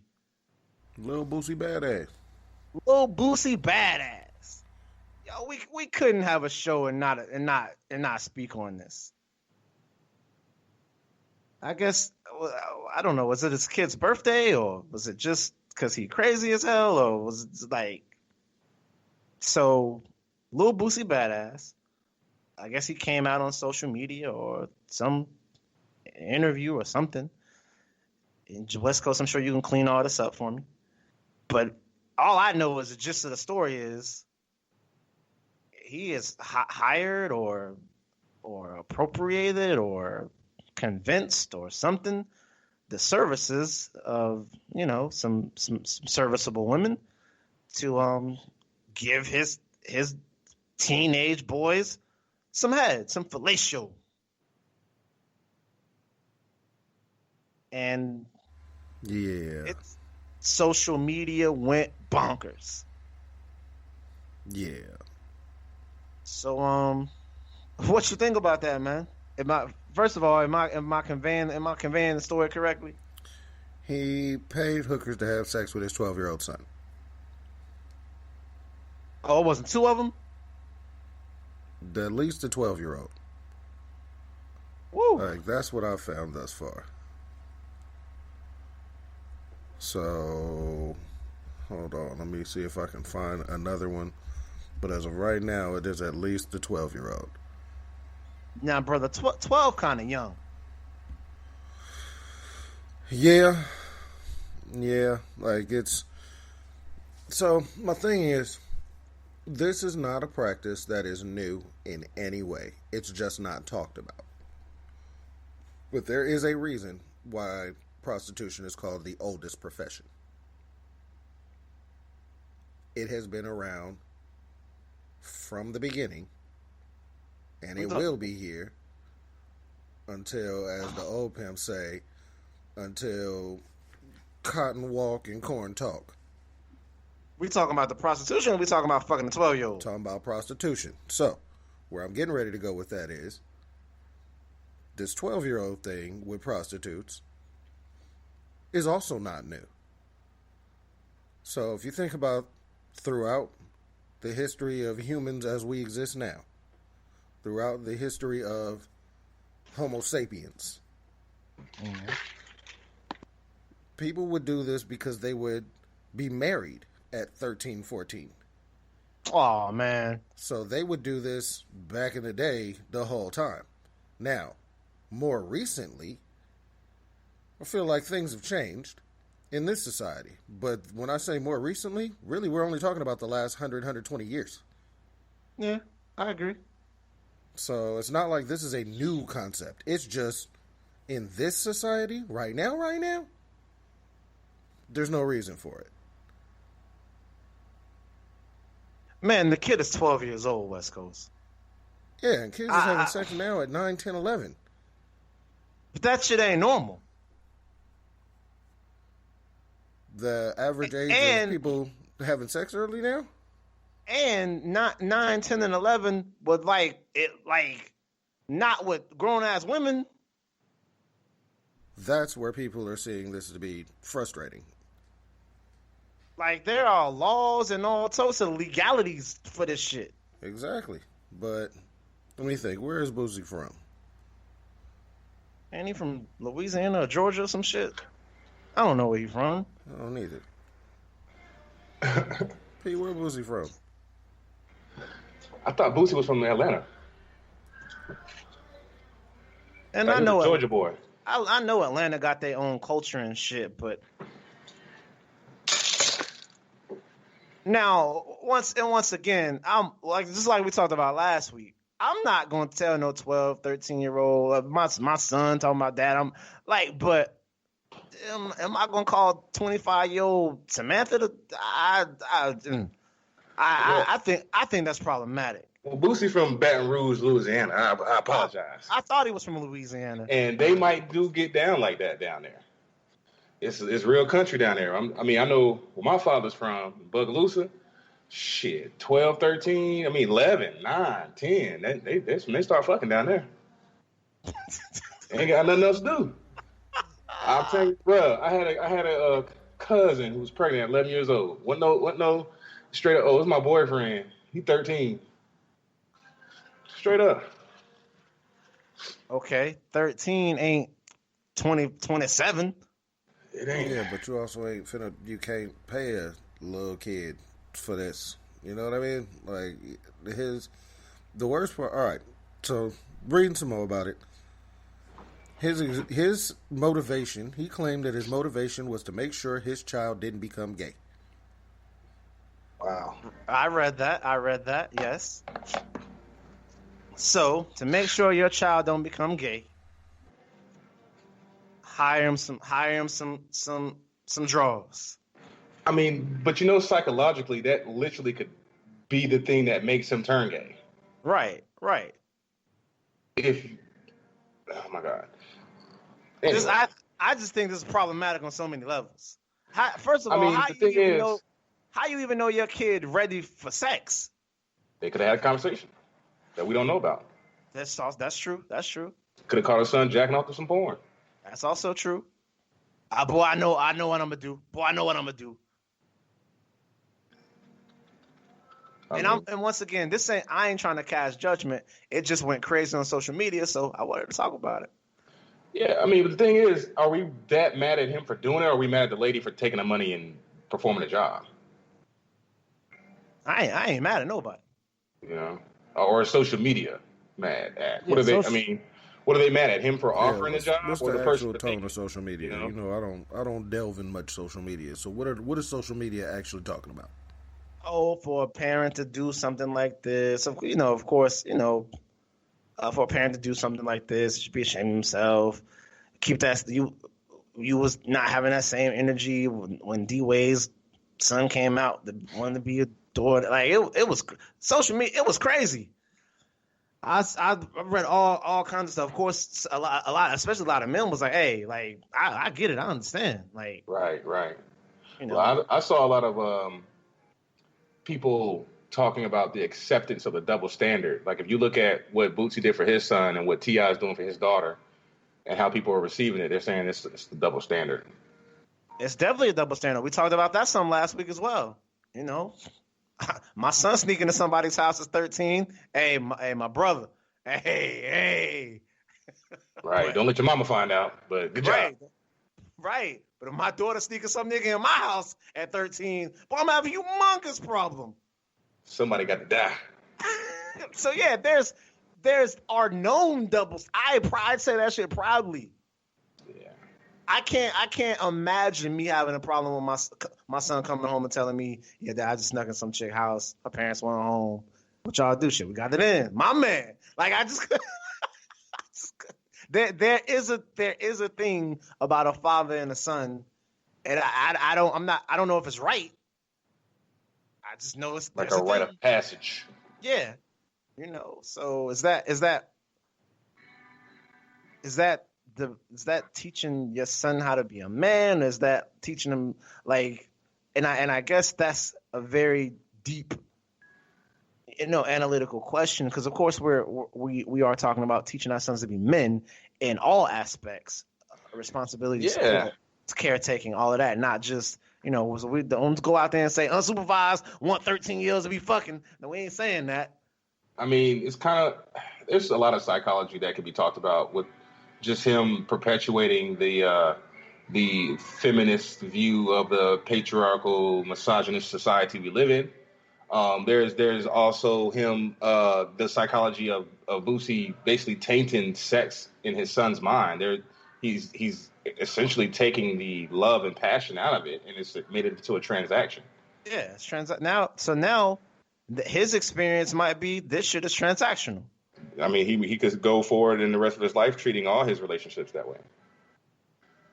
Yeah, man. So it's a lot of things that could be, and then he could just be a normal ass kid that's like, he's just super horny. Yeah. Pops caught him whacking off in the trailer in his tool shed, and then it was like, nah, son, look, this is what you need to be doing, okay? I'm gonna bring a pro through. She's a layup, okay? She's gonna show you the ropes. No doubt. His son was probably like, all right, cool, Dad. And afterwards, son was like, yo, Pops, I had her folded up, doing this. She was doing that from the back, I ain't never. Man, you don't know nothing about that when you 13, man. Right, exactly. So that's what I'm saying. It's just a lot of these. And then this is mind you, we're talking from the perspective of a 13-year-old whose father is not a famous rapper. Right. Absolutely. Kids grow up super fast in the business. Like I remember speaking to y'all about meeting Steve Smith, and I met his son. His son was like 14, acting like he was like 21. Right. Ooh, I can tell that kid was that he has his own car. He knew about shit in life that I didn't even think about at that time at being 16, 17 years old. Right. Access to shit. That's what I'm saying. He had his I mean, to know that his dad was smashing two twins and one of them was in school and he just put braces on the other one and he had his own girlfriend there that was 20-something and he was a teenager, that led me, this kid's mentality was light years ahead of where mine was or any other kid that's like an average kid. Bootsy's son may be one of those that's been exposed to so much shit that we at our age haven't been exposed to. That's a very good point. So a lot of people are speaking with a layman's perspective. That's like, talking about these kids in Hollywood and how they're doing stuff and they shouldn't be like, well, dude, they grow up faster than us. They do. They have to read scripts that have adult situations. I mean, you think their scripts are censored? You think the sets are censored and hearing adults talk are censored everywhere? No. Yeah. You grew up in a house where you heard your parents cussing and shit like that. You heard about sex growing up, but you didn't hear about it at a level that Bootsy's son would be hearing. I mean, Bootsy, nigga, you know how many ass clapping shows these bitches be putting on? Girls go crazy for him in public. Imagine his son being at a young age seeing these girls drop it like it's hot in the middle of anywhere for him, man. Or watching a YouTube video about his dad performing and seeing how, or being backstage with his pops and seeing shit, or being at the hotel and a groupie's waiting on him. There's so many situations we could talk about and bring up that we just don't know about. We don't have that everyday experience to. And people on social media, Instagram, they don't have that. They're on fucking Instagram. They're stuck at home. Right. Boosie could be having a fucking strip club party every day at his fucking crib because he can afford that. Like, you know what I'm saying? We don't have that. We don't know about that life. His son probably been getting high, smoking weed, drinking beer, and all kind of shit, drinking Cristal and expensive champagnes more than the average adult. You know what I'm saying? Seriously. Well, and you bring up a good point. And So I want to shift gears a little bit because this is because I didn't want to dive too far into that anyway, but it's kind of chiming into something. It's kind of chiming into something. So having access to resources and things being transactional and all that type of stuff. Y'all ready for our main topic? Let's get it. Y'all, we've been shut down for a couple months, man. Y'all know I said like in February, early March when the CIAA was here. Y'all know what I did. I told y'all what I did. We went to Onyx, but we had an amazing time. We went to the strip club. We had an amazing time. So dope. I had so much fun. Such a great night. Shout out to Onyx and Charlotte. Shout out to Onyx and Charlotte. Miss y'all. Can't wait for y'all to open up again. Right. But I had asked myself, because y'all know I was like, man, it was like every bad chick in Charlotte is a stripper. So then I thought, as this pandemic started happening and everything got closed up, the fuck happened to all the strippers? I wonder what the strippers doing. Yeah. Like I really did. I've been trying to figure this shit out, right? They all work at call centers now. And then so this little, I guess this thing's been around for a while, but I kept seeing this little theme on social media and, the gram and all of this and hit my OnlyFans, check out my OnlyFans, such OnlyFans. So our main topic of the night, fellas, we're going to talk about OnlyFans. Oh my God. Yeah, we going there. So OnlyFans is so popping that Beyonce was like, I gotta check this OnlyFans shit out. She would make a killing. And it made people that didn't know what OnlyFans was and listen to her music go be like, well, what the OnlyFans? What the fuck is that? And so kind of piqued my interest. And I've actually had people say, hey, go check out my OnlyFans. So apparently OnlyFans is a site. It's like a hosting site where you, as a content owner, can go and create a page where people, your fans, can see your content. Right? There's nothing wrong with that. And you pay a transactional subscription fee monthly for the rights to view that person's content. Or you pay per post. Or you pay per post. Well, I didn't even know that, so thank you. It's like the equivalent of walking in the middle of a city and shouting, "I will flash anyone who will pay me $5." Well, we hold on. We're gonna get to that.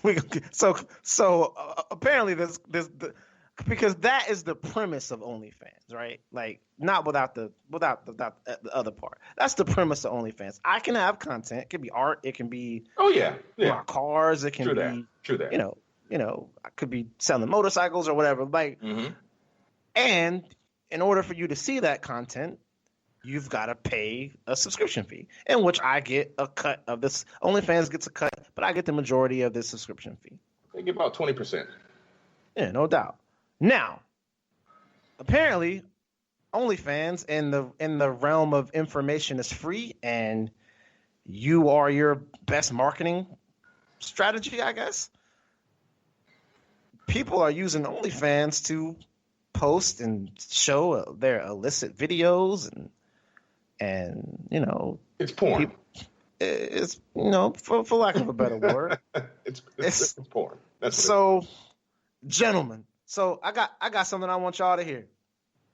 So apparently, this ain't too always amazing with the boyfriend folks out here. And I saw this streaming and trending through social media this week, and I wanted to talk about it.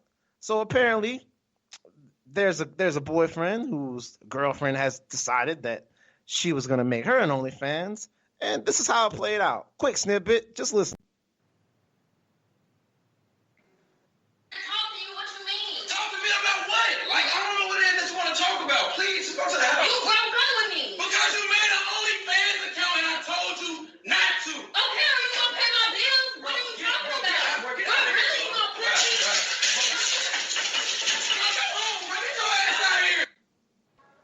Whoa, whoa, whoa, whoa, whoa. Did y'all get that? Yeah, man. Basically, she started her OnlyFans behind her boyfriend's back, and he broke up with her ass. This thing out here ending relationships. West Coast Jay, tell me, West Coast, you ever seen somebody's OnlyFans? Nope. I found out about OnlyFans literally 2 days ago. Where you find? Hollywood Paul told me about OnlyFans and what it actually was. I was like, oh, wait, that's a real thing? Oh, my brother, it's a real thing. And Yeah, apparently so. these chicks out here banking. As they should be. Look, man, as I've said before on this particular show, the oldest profession, if you gonna get paid for somebody to look at you doing what you would be doing at home anyway, more power to you. I am a huge supporter of this. Am I going to pay to watch it? No. No. Then how are you a supporter of it? I can show my support without showing financial support for it. I can show moral support. So Hollywood Paul, as you taught West Coast Jay about OnlyFans, what's your experience with OnlyFans? I actually know somebody who's the top OnlyFans performer. Miss B Nasty, shout out to Miss Brittany Collins. Miss B Nasty, straight out to Ville, Fayetteville's finest, you know. Well, I don't know if she's Fayetteville's finest, but that motherfucker banking it, okay? You know what I'm saying? I found out about it through some friends of mine. I've said it before. I got some friends that are connoisseurs. They're a little perverted, and I won't lie. I might take a gander at some of the posts they send me in our private chats. You know, I'm gonna appreciator of the woman anatomy, the female anatomy, and how they all the little tricks and toys they can involve in that anatomy.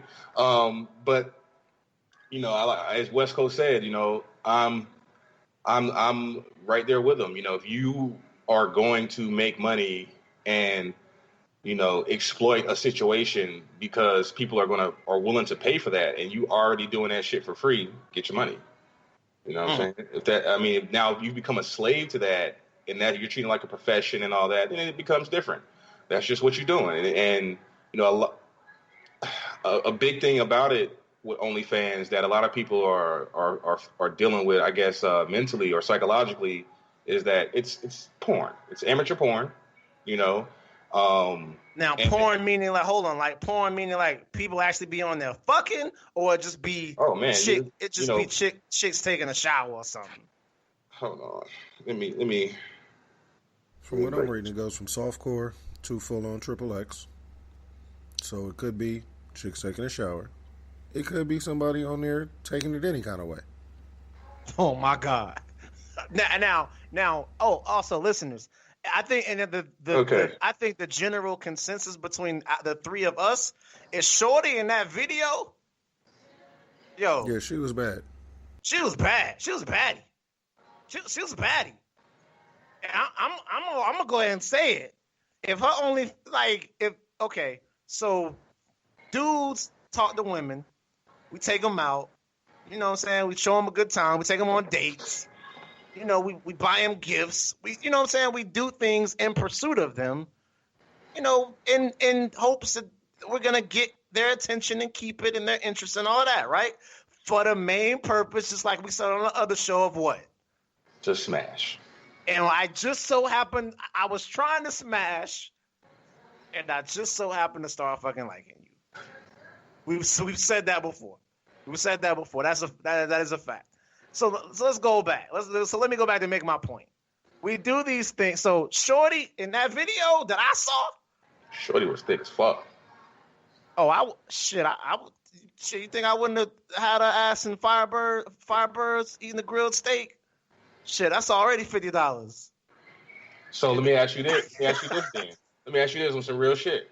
So you gonna take it to Firebirds or wherever to get a $50 plate. You'll take it out to a movie, spend some money with that. You know, you might go hit up Onyx, you know, on the late night because she feeling a little randy. Right. You know what I'm saying? And then at the end of the night, you might get a little action, you might not. Or you could have hit the DM and straight up proposition her with the straight pay. and just got straight to business, which one would you choose? Woo! Do you want to date, or do you just want to go straight to business? Is it depending on your mood? Shit, because that's the option you have with Shorty in the video. Shorty in the video? Well, okay, I'm not going to say all OnlyFans performers are making house visits. I'm not going to say that. That's just wrong.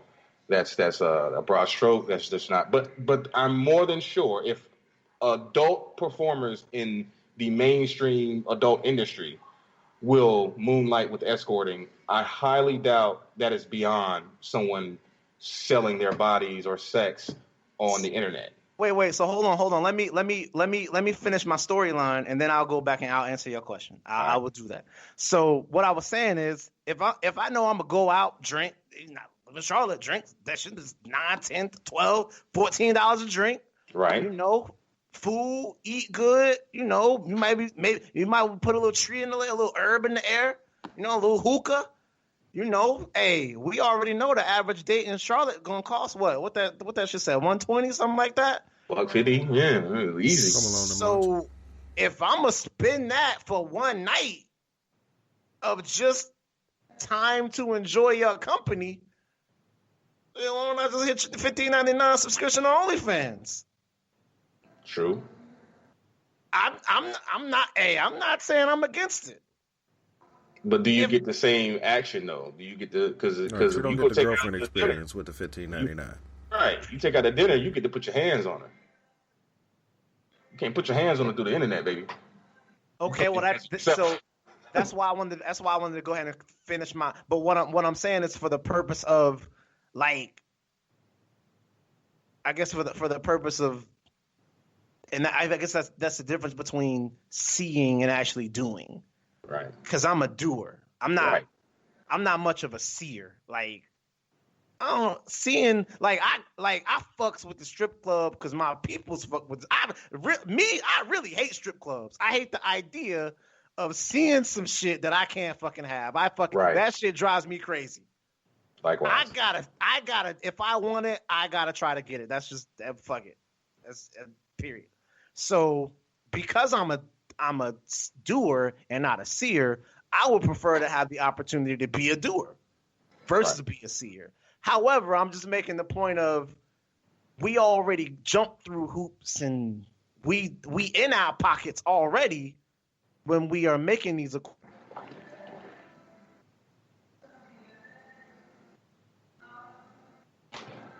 feel like Mother Nature just played money. I feel like it did too. Now, I'll go back and answer your question, and then you can propose that question to anybody you want. To avoid, and we just talking about Shorty in the video. Right. If Shorty in the video, let me rephrase it. If Shorty in the video would escort too, right? If she'll escort, and this is known, okay? You can look at her page or just look at some comments on the video, and the dude will tell you, "Oh, I hooked up with her last week. She charged $1,200 or whatever her fee may be, right? Or $150 an hour or a half hour or some shit, right? You know this. Would you still? You had a chance to go on a date with her, right? Go to the movies, go to eat, all that, and then you know go burn some tree, maybe hit up Onyx, come back to the crib later on, and see what's up. Or you can know what's up, straight DM." You know what I'm saying? Straight negotiated. You know what it is. You know, is it depending on your mood? Does it depend on, you know what I'm saying, like what you want that night? Are you what's up? How do you like? Because you said you're trying to smash. You might end up liking her when you was trying to smash, but you only hooking up with Shorty in the video because you're trying to smash. No doubt. Facts. So do you want the girlfriend experience or do you want to smash? Because either way, you're spending money to get to the smash. That's all I'm saying. Hollywood Paul, I can't stand you. Give me the smash, man. That's some real shit right there, bro. I respect you for that. Give me the smash, man. That was some real shit right there. I respect you. Hey, that's why Mr. Real himself. I mean, because it makes sense though. Give me the smash. Now, man. are you looking for the girlfriend experience? And are you going to pay for the girlfriend experience to maybe smash? Because that's what you're after. With Shorty in the video, come on, especially the preference of knowing what she do on her extracurricular Yo, Shorty in the video a baddie. I'm not even like, she a baddie. So, hey. And you know you can just get straight to it. Straight to it. Yeah, man. Give me the smash, man. And then you got cats that say, nah, man, I don't want none that's all beat up. Motherfucker, how you know the girl you fucking with now ain't all beat up? Yeah, it's all beat up, done. It's That's no matter how they invented elasticity. No matter how fine she is, somebody fucking her. Right. You know what I'm saying? And the same chick that be having that shit all over Instagram, niggas ain't shit. I can't stand these niggas. Niggas. Trust me. One of them niggas she talking about fucking her. Right. But I gotta get West Coast. Can I ask West Coast the same question you asked me? Please. Hey. We can go ahead and solve this real quick before you even get to it. I don't pay for pussy like that. So I am not ever going to be in a DM paying for the smash directly. Nigga, me either. Three quarters of my favorite part of the game is the actual game. I enjoy the hunt. Oh my god. No doubt. Like that part's the fun part to me. That part's the fun part. So we got it. So let me ask you this. That's the other reason why I'm also not ever going to be subscribed to.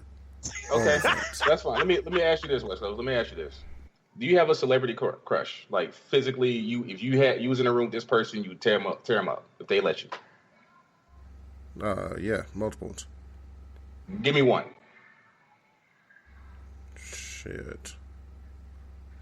Megan Good. So let's say right now you just won the Mega Millions tonight. You got $127 million.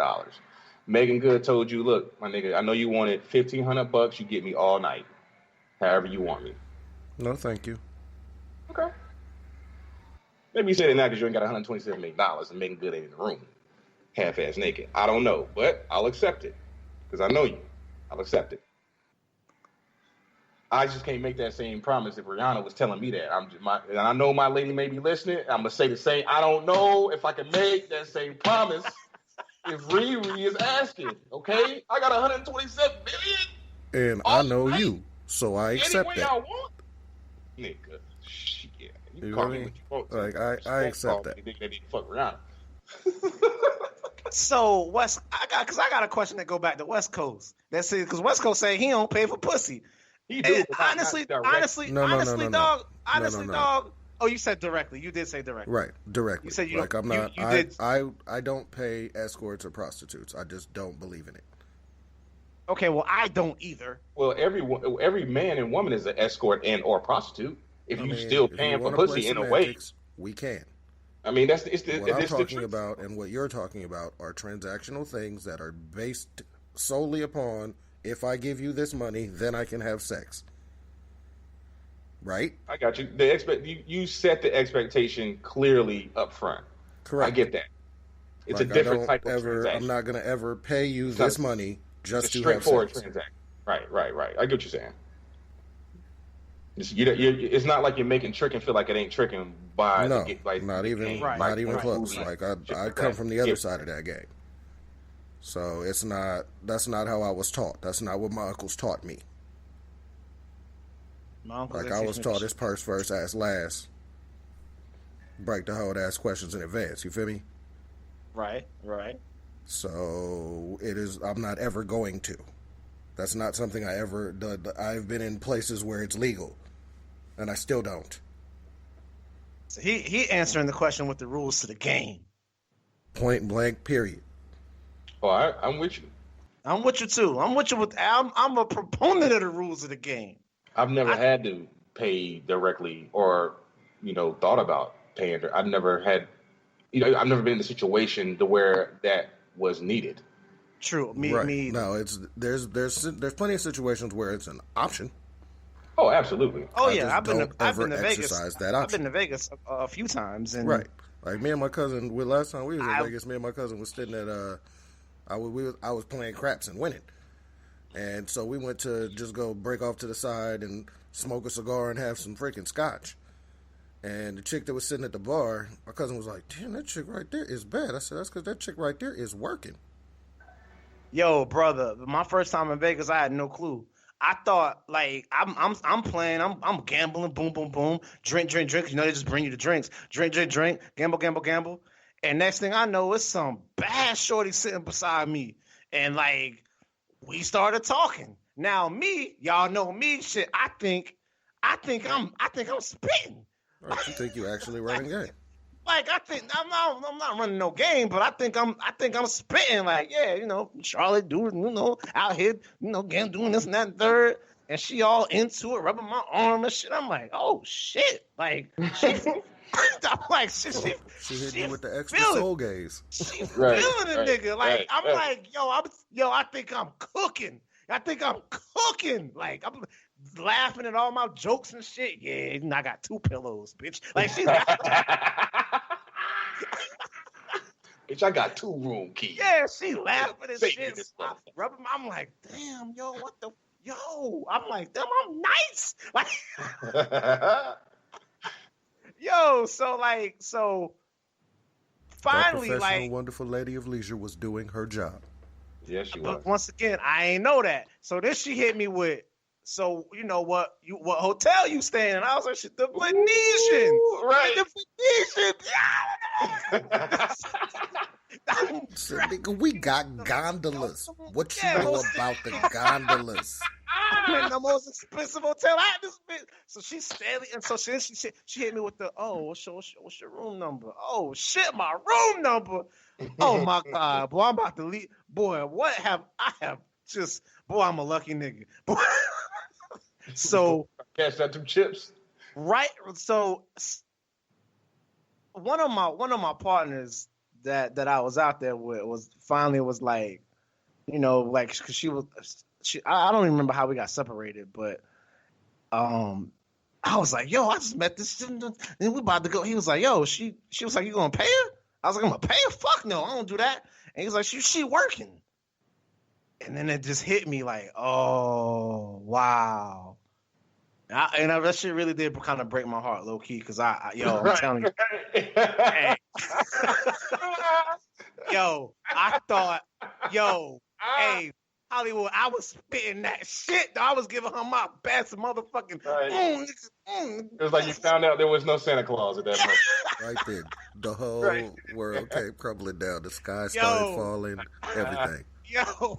Yo, I was giving her ass the business. Yeah, man. And she was fucking working. I was so fucking mad. That shit happened to me in Charlotte. Not that she was working, but because I was using my best shit. Right. You thought you was in it. You thought you was good. Yeah, man. Yeah, man. Motherfucker It's said, disappointing. I had my full Mac Daddy on. Right. Yeah. What you said? You said that shit happened to you here? Oh yeah, Charlotte. Yeah. Same. I was way younger. You know what I'm saying? Same shit. I just didn't know that's what she was like. You know how they giving you the language. You know what I'm saying? But you're just not picking up on it. They're giving you all the key phrases. You're just not picking up. And then your homeboy is like, "Hey, bro. I mean, you didn't hear what she said? Like, she said, you know what I'm saying? Like, what you doing for the next half hour, bro? What bitch asked you that? Like, what girl? Who asked you what you doing in 30-minute increments? Right. Who asked you that? I'm like, what do you mean? He's like, bro, you were so excited. Talking about, I got these 2 chicks coming to the reggae club. Nigga, she ain't coming to no reggae club. She just said that to see what you was going to say next. She let you know she free all night, bro. Right. Hey, what? Nah, bro, they said they Let's going phrase to it after better. the club. She's not free all night. She's willing Right. to charge for the rest of her She's time. telling you what her availability is. You know what I'm saying? And I'm like, nah, we'll see. Watch. I'm going to call him. I'm calling him. And she's like, yeah, me and my homegirl, we'll come through or whatever. I mean, but what y'all got for us? I'm like, shit, I got some bud that we could smoke. She was like, nah, I'm talking about them dollars, nigga. I'm like, oh, my friend was right. Like, Boom, Right. boom, boom. I was so... That I was using my best moves. And then, like, she was, like, pushing up on me and shit. You know what I'm saying? right. Yo, I was like, because I was thinking like, damn.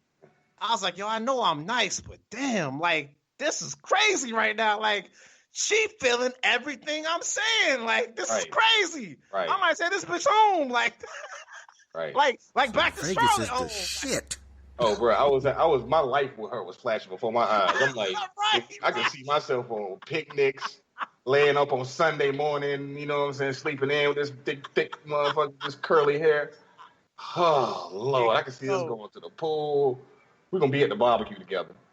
You know what I'm saying? And then it was like, nah, nigga. You where I was. You where I was. I was doing the same shit. I was like, like, this mother bad. I might have to keep this one around. I was just thinking that, like, I can't believe my game has really came to this level. You know what I'm saying? Like, I'm like, you know what? My confidence is where it's supposed to be. God damn it. That's right. I was like, I'm gonna wear this shit more often. Like, damn. Like, yes. I thought the same thing. And then I was like, wait, what? Them dollars? Nah, man. Come on, bruh. I'm just visiting for one night. Not you. Yeah. No, not you. Right. And then I'm thinking, like, wait a minute. Like, she don't even realize I'm down here chilling with my homeboy, and I brought my other boy from Winston with me. Like, we sleeping on an air mattress and a couch. Like, bitch, where is we finna pay you for anything? I was just gonna bring you through thinking y'all gonna freak out. You know what I'm saying? And then get on leave and go about your business. Man. That one did. That's crazy. Yeah, man. I don't know. But no, I would never pay for OnlyFans subscription. I don't believe in that. I don't believe in paying for adult entertainment. Nope. Nah, me either, man. If you pay for the internet, then yes, you are putting a portion of that towards your adult entertainment if you look at porn online. Yep. Right. That's about as far as you need to go, my friend. Well, I don't know. I definitely wanted it. Boy, y'all always get me going, man. I'm trying to tell you. Like, there's nothing like a good professional, wonderful lady of leisure. It's dude. I even posted a joke on my Facebook page about this shorty that was at the gas station the other day, and she was trying to get my homeboy as a clerk to like visit her OnlyFans. Well, and that's where my homie Miss Be Nasty chimed in. You know, she's one of those sex workers or adult performers who has not come to terms with her chosen profession. So whenever something's negative is said, she always has to defend it, you know, even if it's a joke. So you can tell there's some demons she's still trying to unpack about that. But beyond that being said, my joke was based on the girl. She was trying to get my homie to go to her OnlyFans, right? And he was like, so what are you, a porn star? She was like, no, nigga, what you talking about?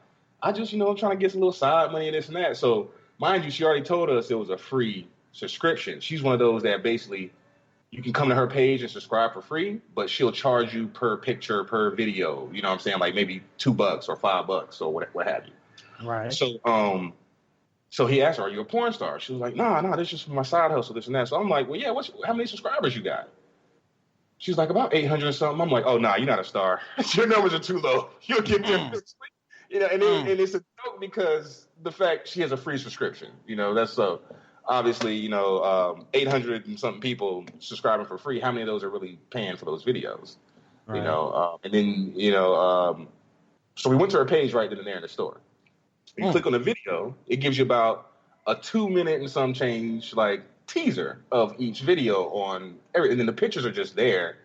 Some of them they have like a lock kind of thing on it or whatever, but I'm like, well, and then you go to her Instagram, and her Instagram models the free stuff, pretty much all the free stuff you get on the OnlyFans, it's on her Instagram. So my homeboy was like, well, what's the incentive to pay? Like, what am I getting more if I subscribe? She's like, well, if you subscribe, you'll see my like latest drops. I might do a scene, a girl-boy scene, a girl-girl scene, or a solo scene. And he's like, I mean, why would I pay to see you and I could just go to like Pornhub? And she's like, because you know me. He was like, I mean, what difference does that make? Like, am I gonna smash or something? She was like, nah, you can show your support. And I was just like, yeah, I don't think this picture's going too well. You know what I'm saying? I mean, because it's my homie for one, and he's one of my porn store friends. Like, he's looking at her like, bitch, do you know what year it is? You know what I'm saying? Like, why am I paying for your raggedy looking ass in the first place? But anyway, that's a whole other story about how she looked. She wasn't one of the baddies of Instagram, I can tell you that. Right. That's with my most humblest, shallow opinion. Oh man. But my point is, you know what I'm saying? She was really going hard for it, and when you looked at the shit, you can see she's basically anyone who walks in the store. She's basically like, hey, you can see me naked as long as you pay me $5. Wow. You can see me stick something in my vagina or my asshole, or you can see me. She said she's like, yeah, because he asked her, he was like, so what are you doing, like foot stuff, butt stuff, like ATM, like he was just naming all this shit. And she's like, yeah, I'm doing some of this, I'm doing shit. Like you should really see me play with this butt plug in the shower. And he was like, wow. how much is that video? And she was like, that one's going right now for $5.99. He was like, oh, you're charging way too little for butt stuff. Like, we're just making a joke. Right. I mean, like at that point, you're like, we need to discuss your business model. Right. And then an agent. See, I'm gonna think of I got a new business. I'm gonna be a OnlyFans fucking agent. I mean, dude, he was breaking it down. He was teaching me shit about it. I didn't know. I learned so much from my homie right there because he's like, yeah, you need to get you a wish list. That's when your fans buy shit off your wish list for you, And then you need to get a tip service. That's when your fans will tip you when you go on live chats to do extra freaky stuff. Yep. Then you need to pay people to call and chat with you.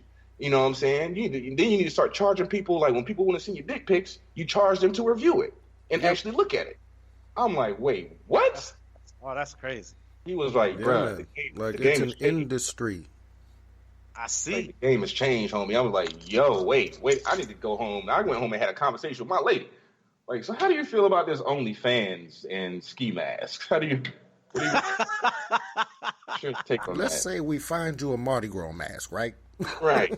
Let's say we get you a Corona mask and we put a fucking hat on. Like, bro, I tried. She was like, nah, I got identifying tattoos. I was like, so that means you're thinking about it.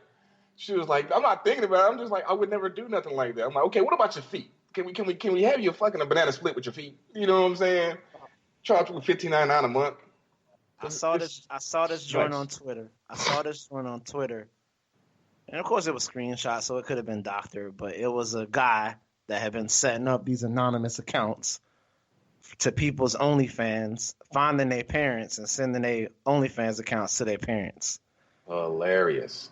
And that's shit funny, was fucking hilarious. It's fucked up, but I found the shit hilarious. It's funny. Also disturbingly fucked up. It's and, really, but yeah, that's doxing the chicks now. That's fucked up. Yeah, I'm like, man, you trolling the chicks, yo? Damn, nigga. To me, that's the type of nigga that he don't ever get none. Right. You know what I'm saying? He ain't got no money. He can't subscribe himself. What's they called? Cell souls? What are they called? Shit, Insoles? That's when you Insoles. Involuntary celibate. Yeah, incel ass nigga. Oh man, dirty macking ass nigga. That's y'all, a dirty macker. Hey, I'm glad we got delayed a little bit this week, y'all. Listeners, I'm sorry. We apologize. No, we could do about it. Mother Nature handled us, gave us the business. But it was the old right there, Fred. I have. Well, let me. Oh, you. I want to ask you. So if your girl started an OnlyFans, well, it seems like in the video, dude talked to his girl about it first and said no, and then she did it anyway. So if that was the case, right, and it was your girl, would you break up with her or would you stay with her? Nah, we gotta break up. Why?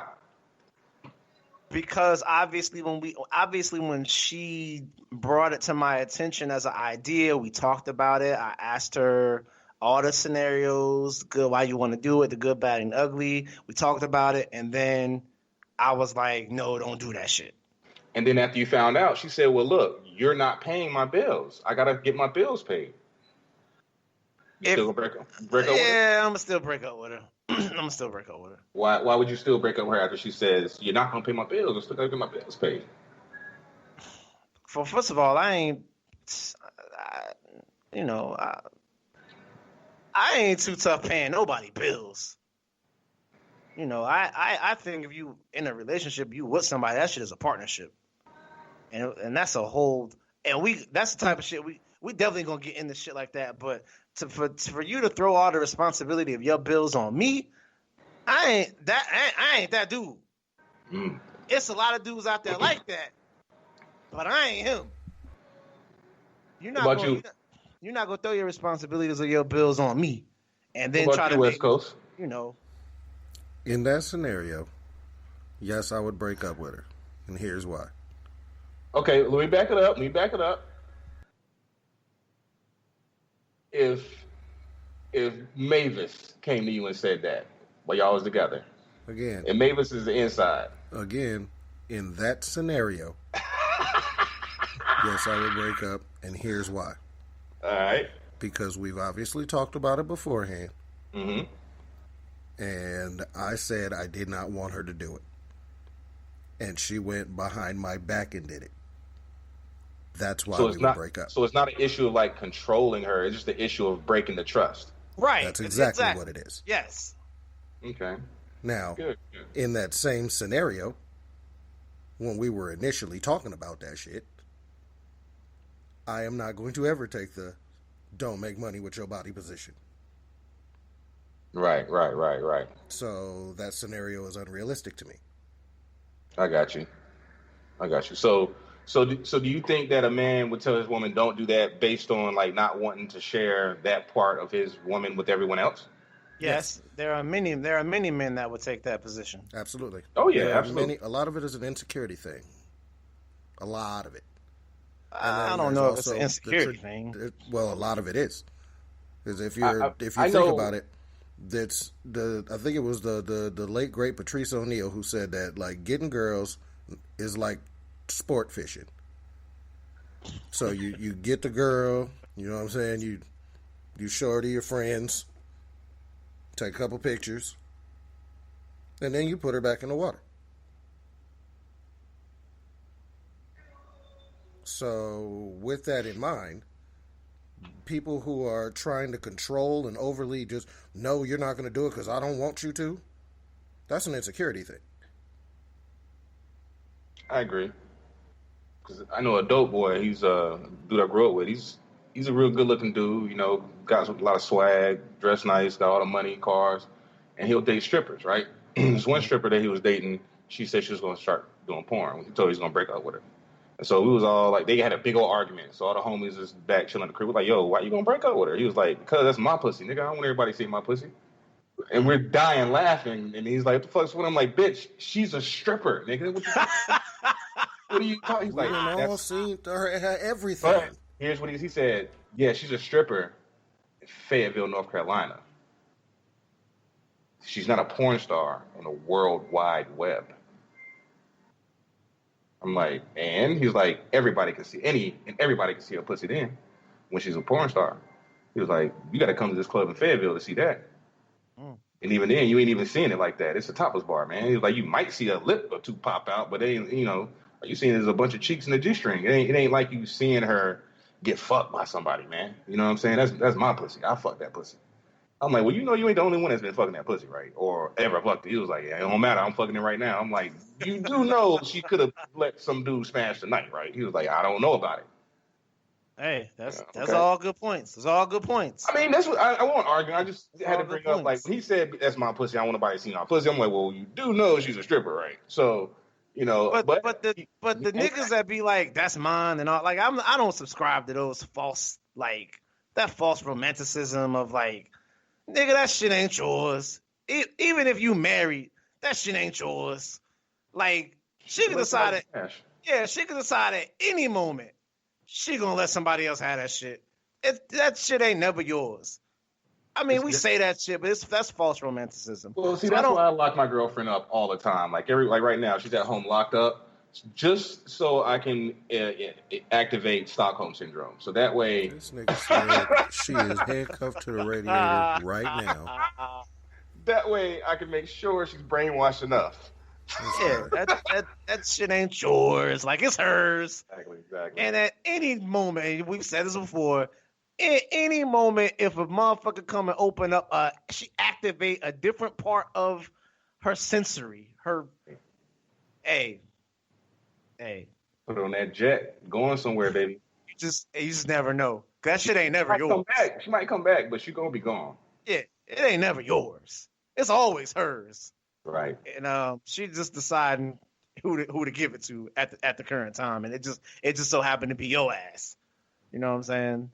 So now I got a homegirl who was a stripper, and she did post. She tried to do a little bit of amateur stuff and post. She posted some I guess you could call it teaser videos to Pornhub to direct some traffic, and she basically sold some pictures of her. She didn't sell like videos of her, and she didn't sell like the full Monty either. It was like leaving enough to the imagination. Stuff that you would see in like a sexy men's magazine or a black magazine or black women magazine, whatever, those little urban magazines where girls be half naked and shit.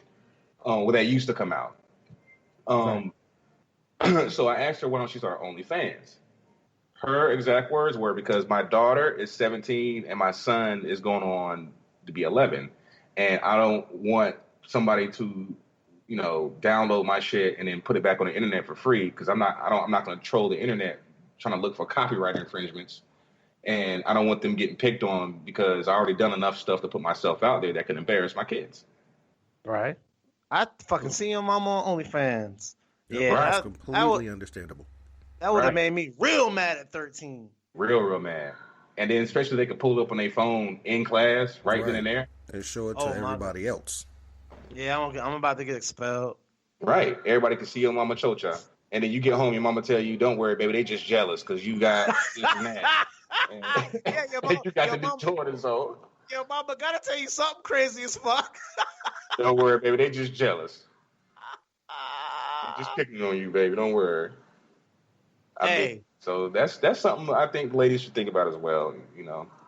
No doubt, man. Shit gonna follow you. Once it's on the net, it's there, baby. The internet is universal, and it is at this point undefeated, undeniable, and we can't get rid of shit that's on it.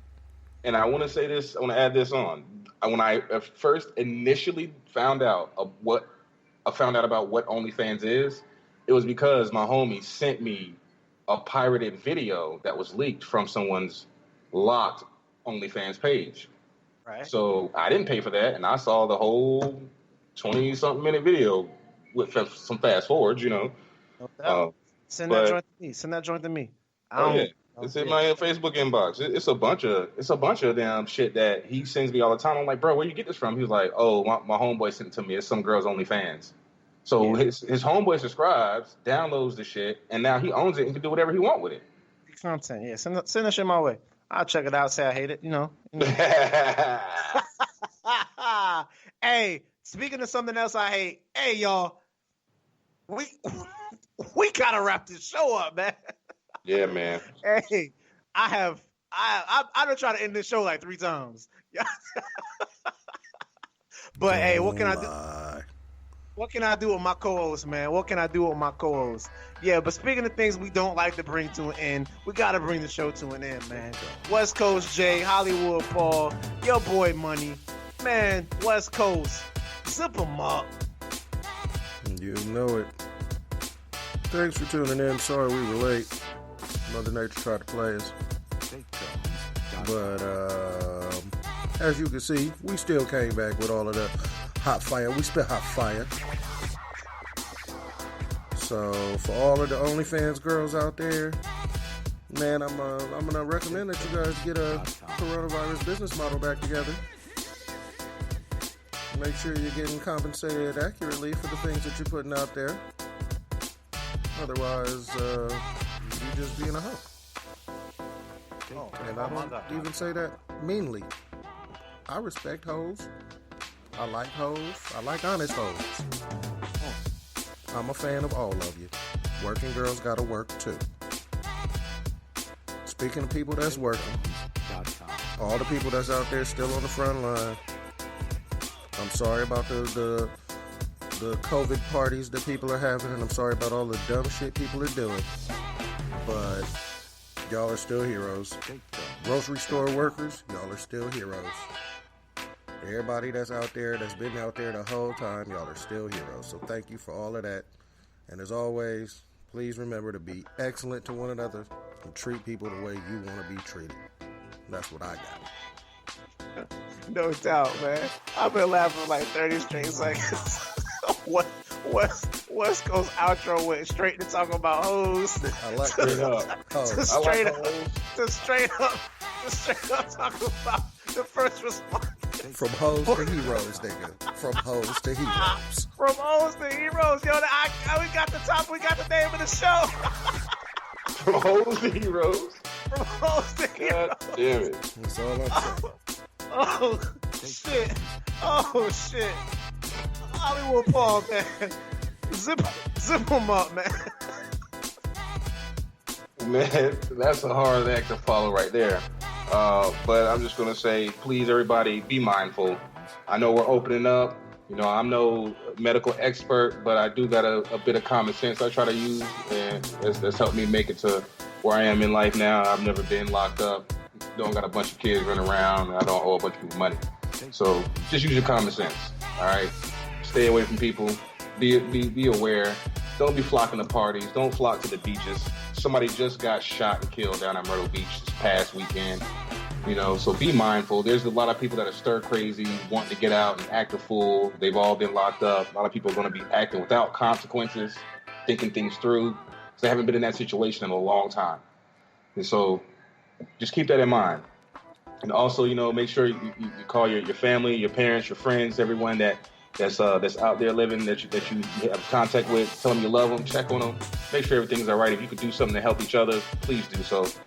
Wash your hands, wash your ass, and change your drawers. That's all I got. Oh, and don't be paying for OnlyFans, man. Don't be no simp. Keep that shit for free on the internet. No doubt, man. No doubt. I don't have anything too crazy, man. Thank y'all for y'all patience. To all the listeners, we definitely appreciate y'all riding with us for another day or so. Definitely enjoy bringing the content to you. We know we ran a little long tonight, but like we said, we had a fire show for you tonight. Hopefully you enjoy it. Definitely don't forget to check us out on Facebook, like, share, subscribe, go out to our places that have all the podcast platforms. Definitely rate, subscribe, and all of that shit. Email us all your thoughts and questions. Man, it's been a great show, man. I have really, really enjoyed doing this one. Back with my brothers as usual, man. So, hey, everybody out there, shout out first responders. Appreciate everything you're doing. Y'all be safe out there. Y'all already know what I'm going to say, man. If you're not rocking with Defy Life, what's your life about? We out.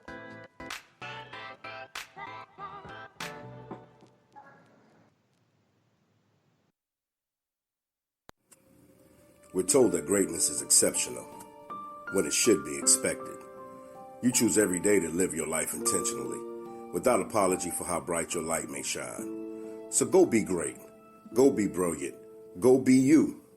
Go defy life. The Defy Life movement is one that speaks to each of us in its own way. Defy Life gear speaks to us all by reminding us that one size does not fit all. Visit defylifegear.com to get fitted for greatness.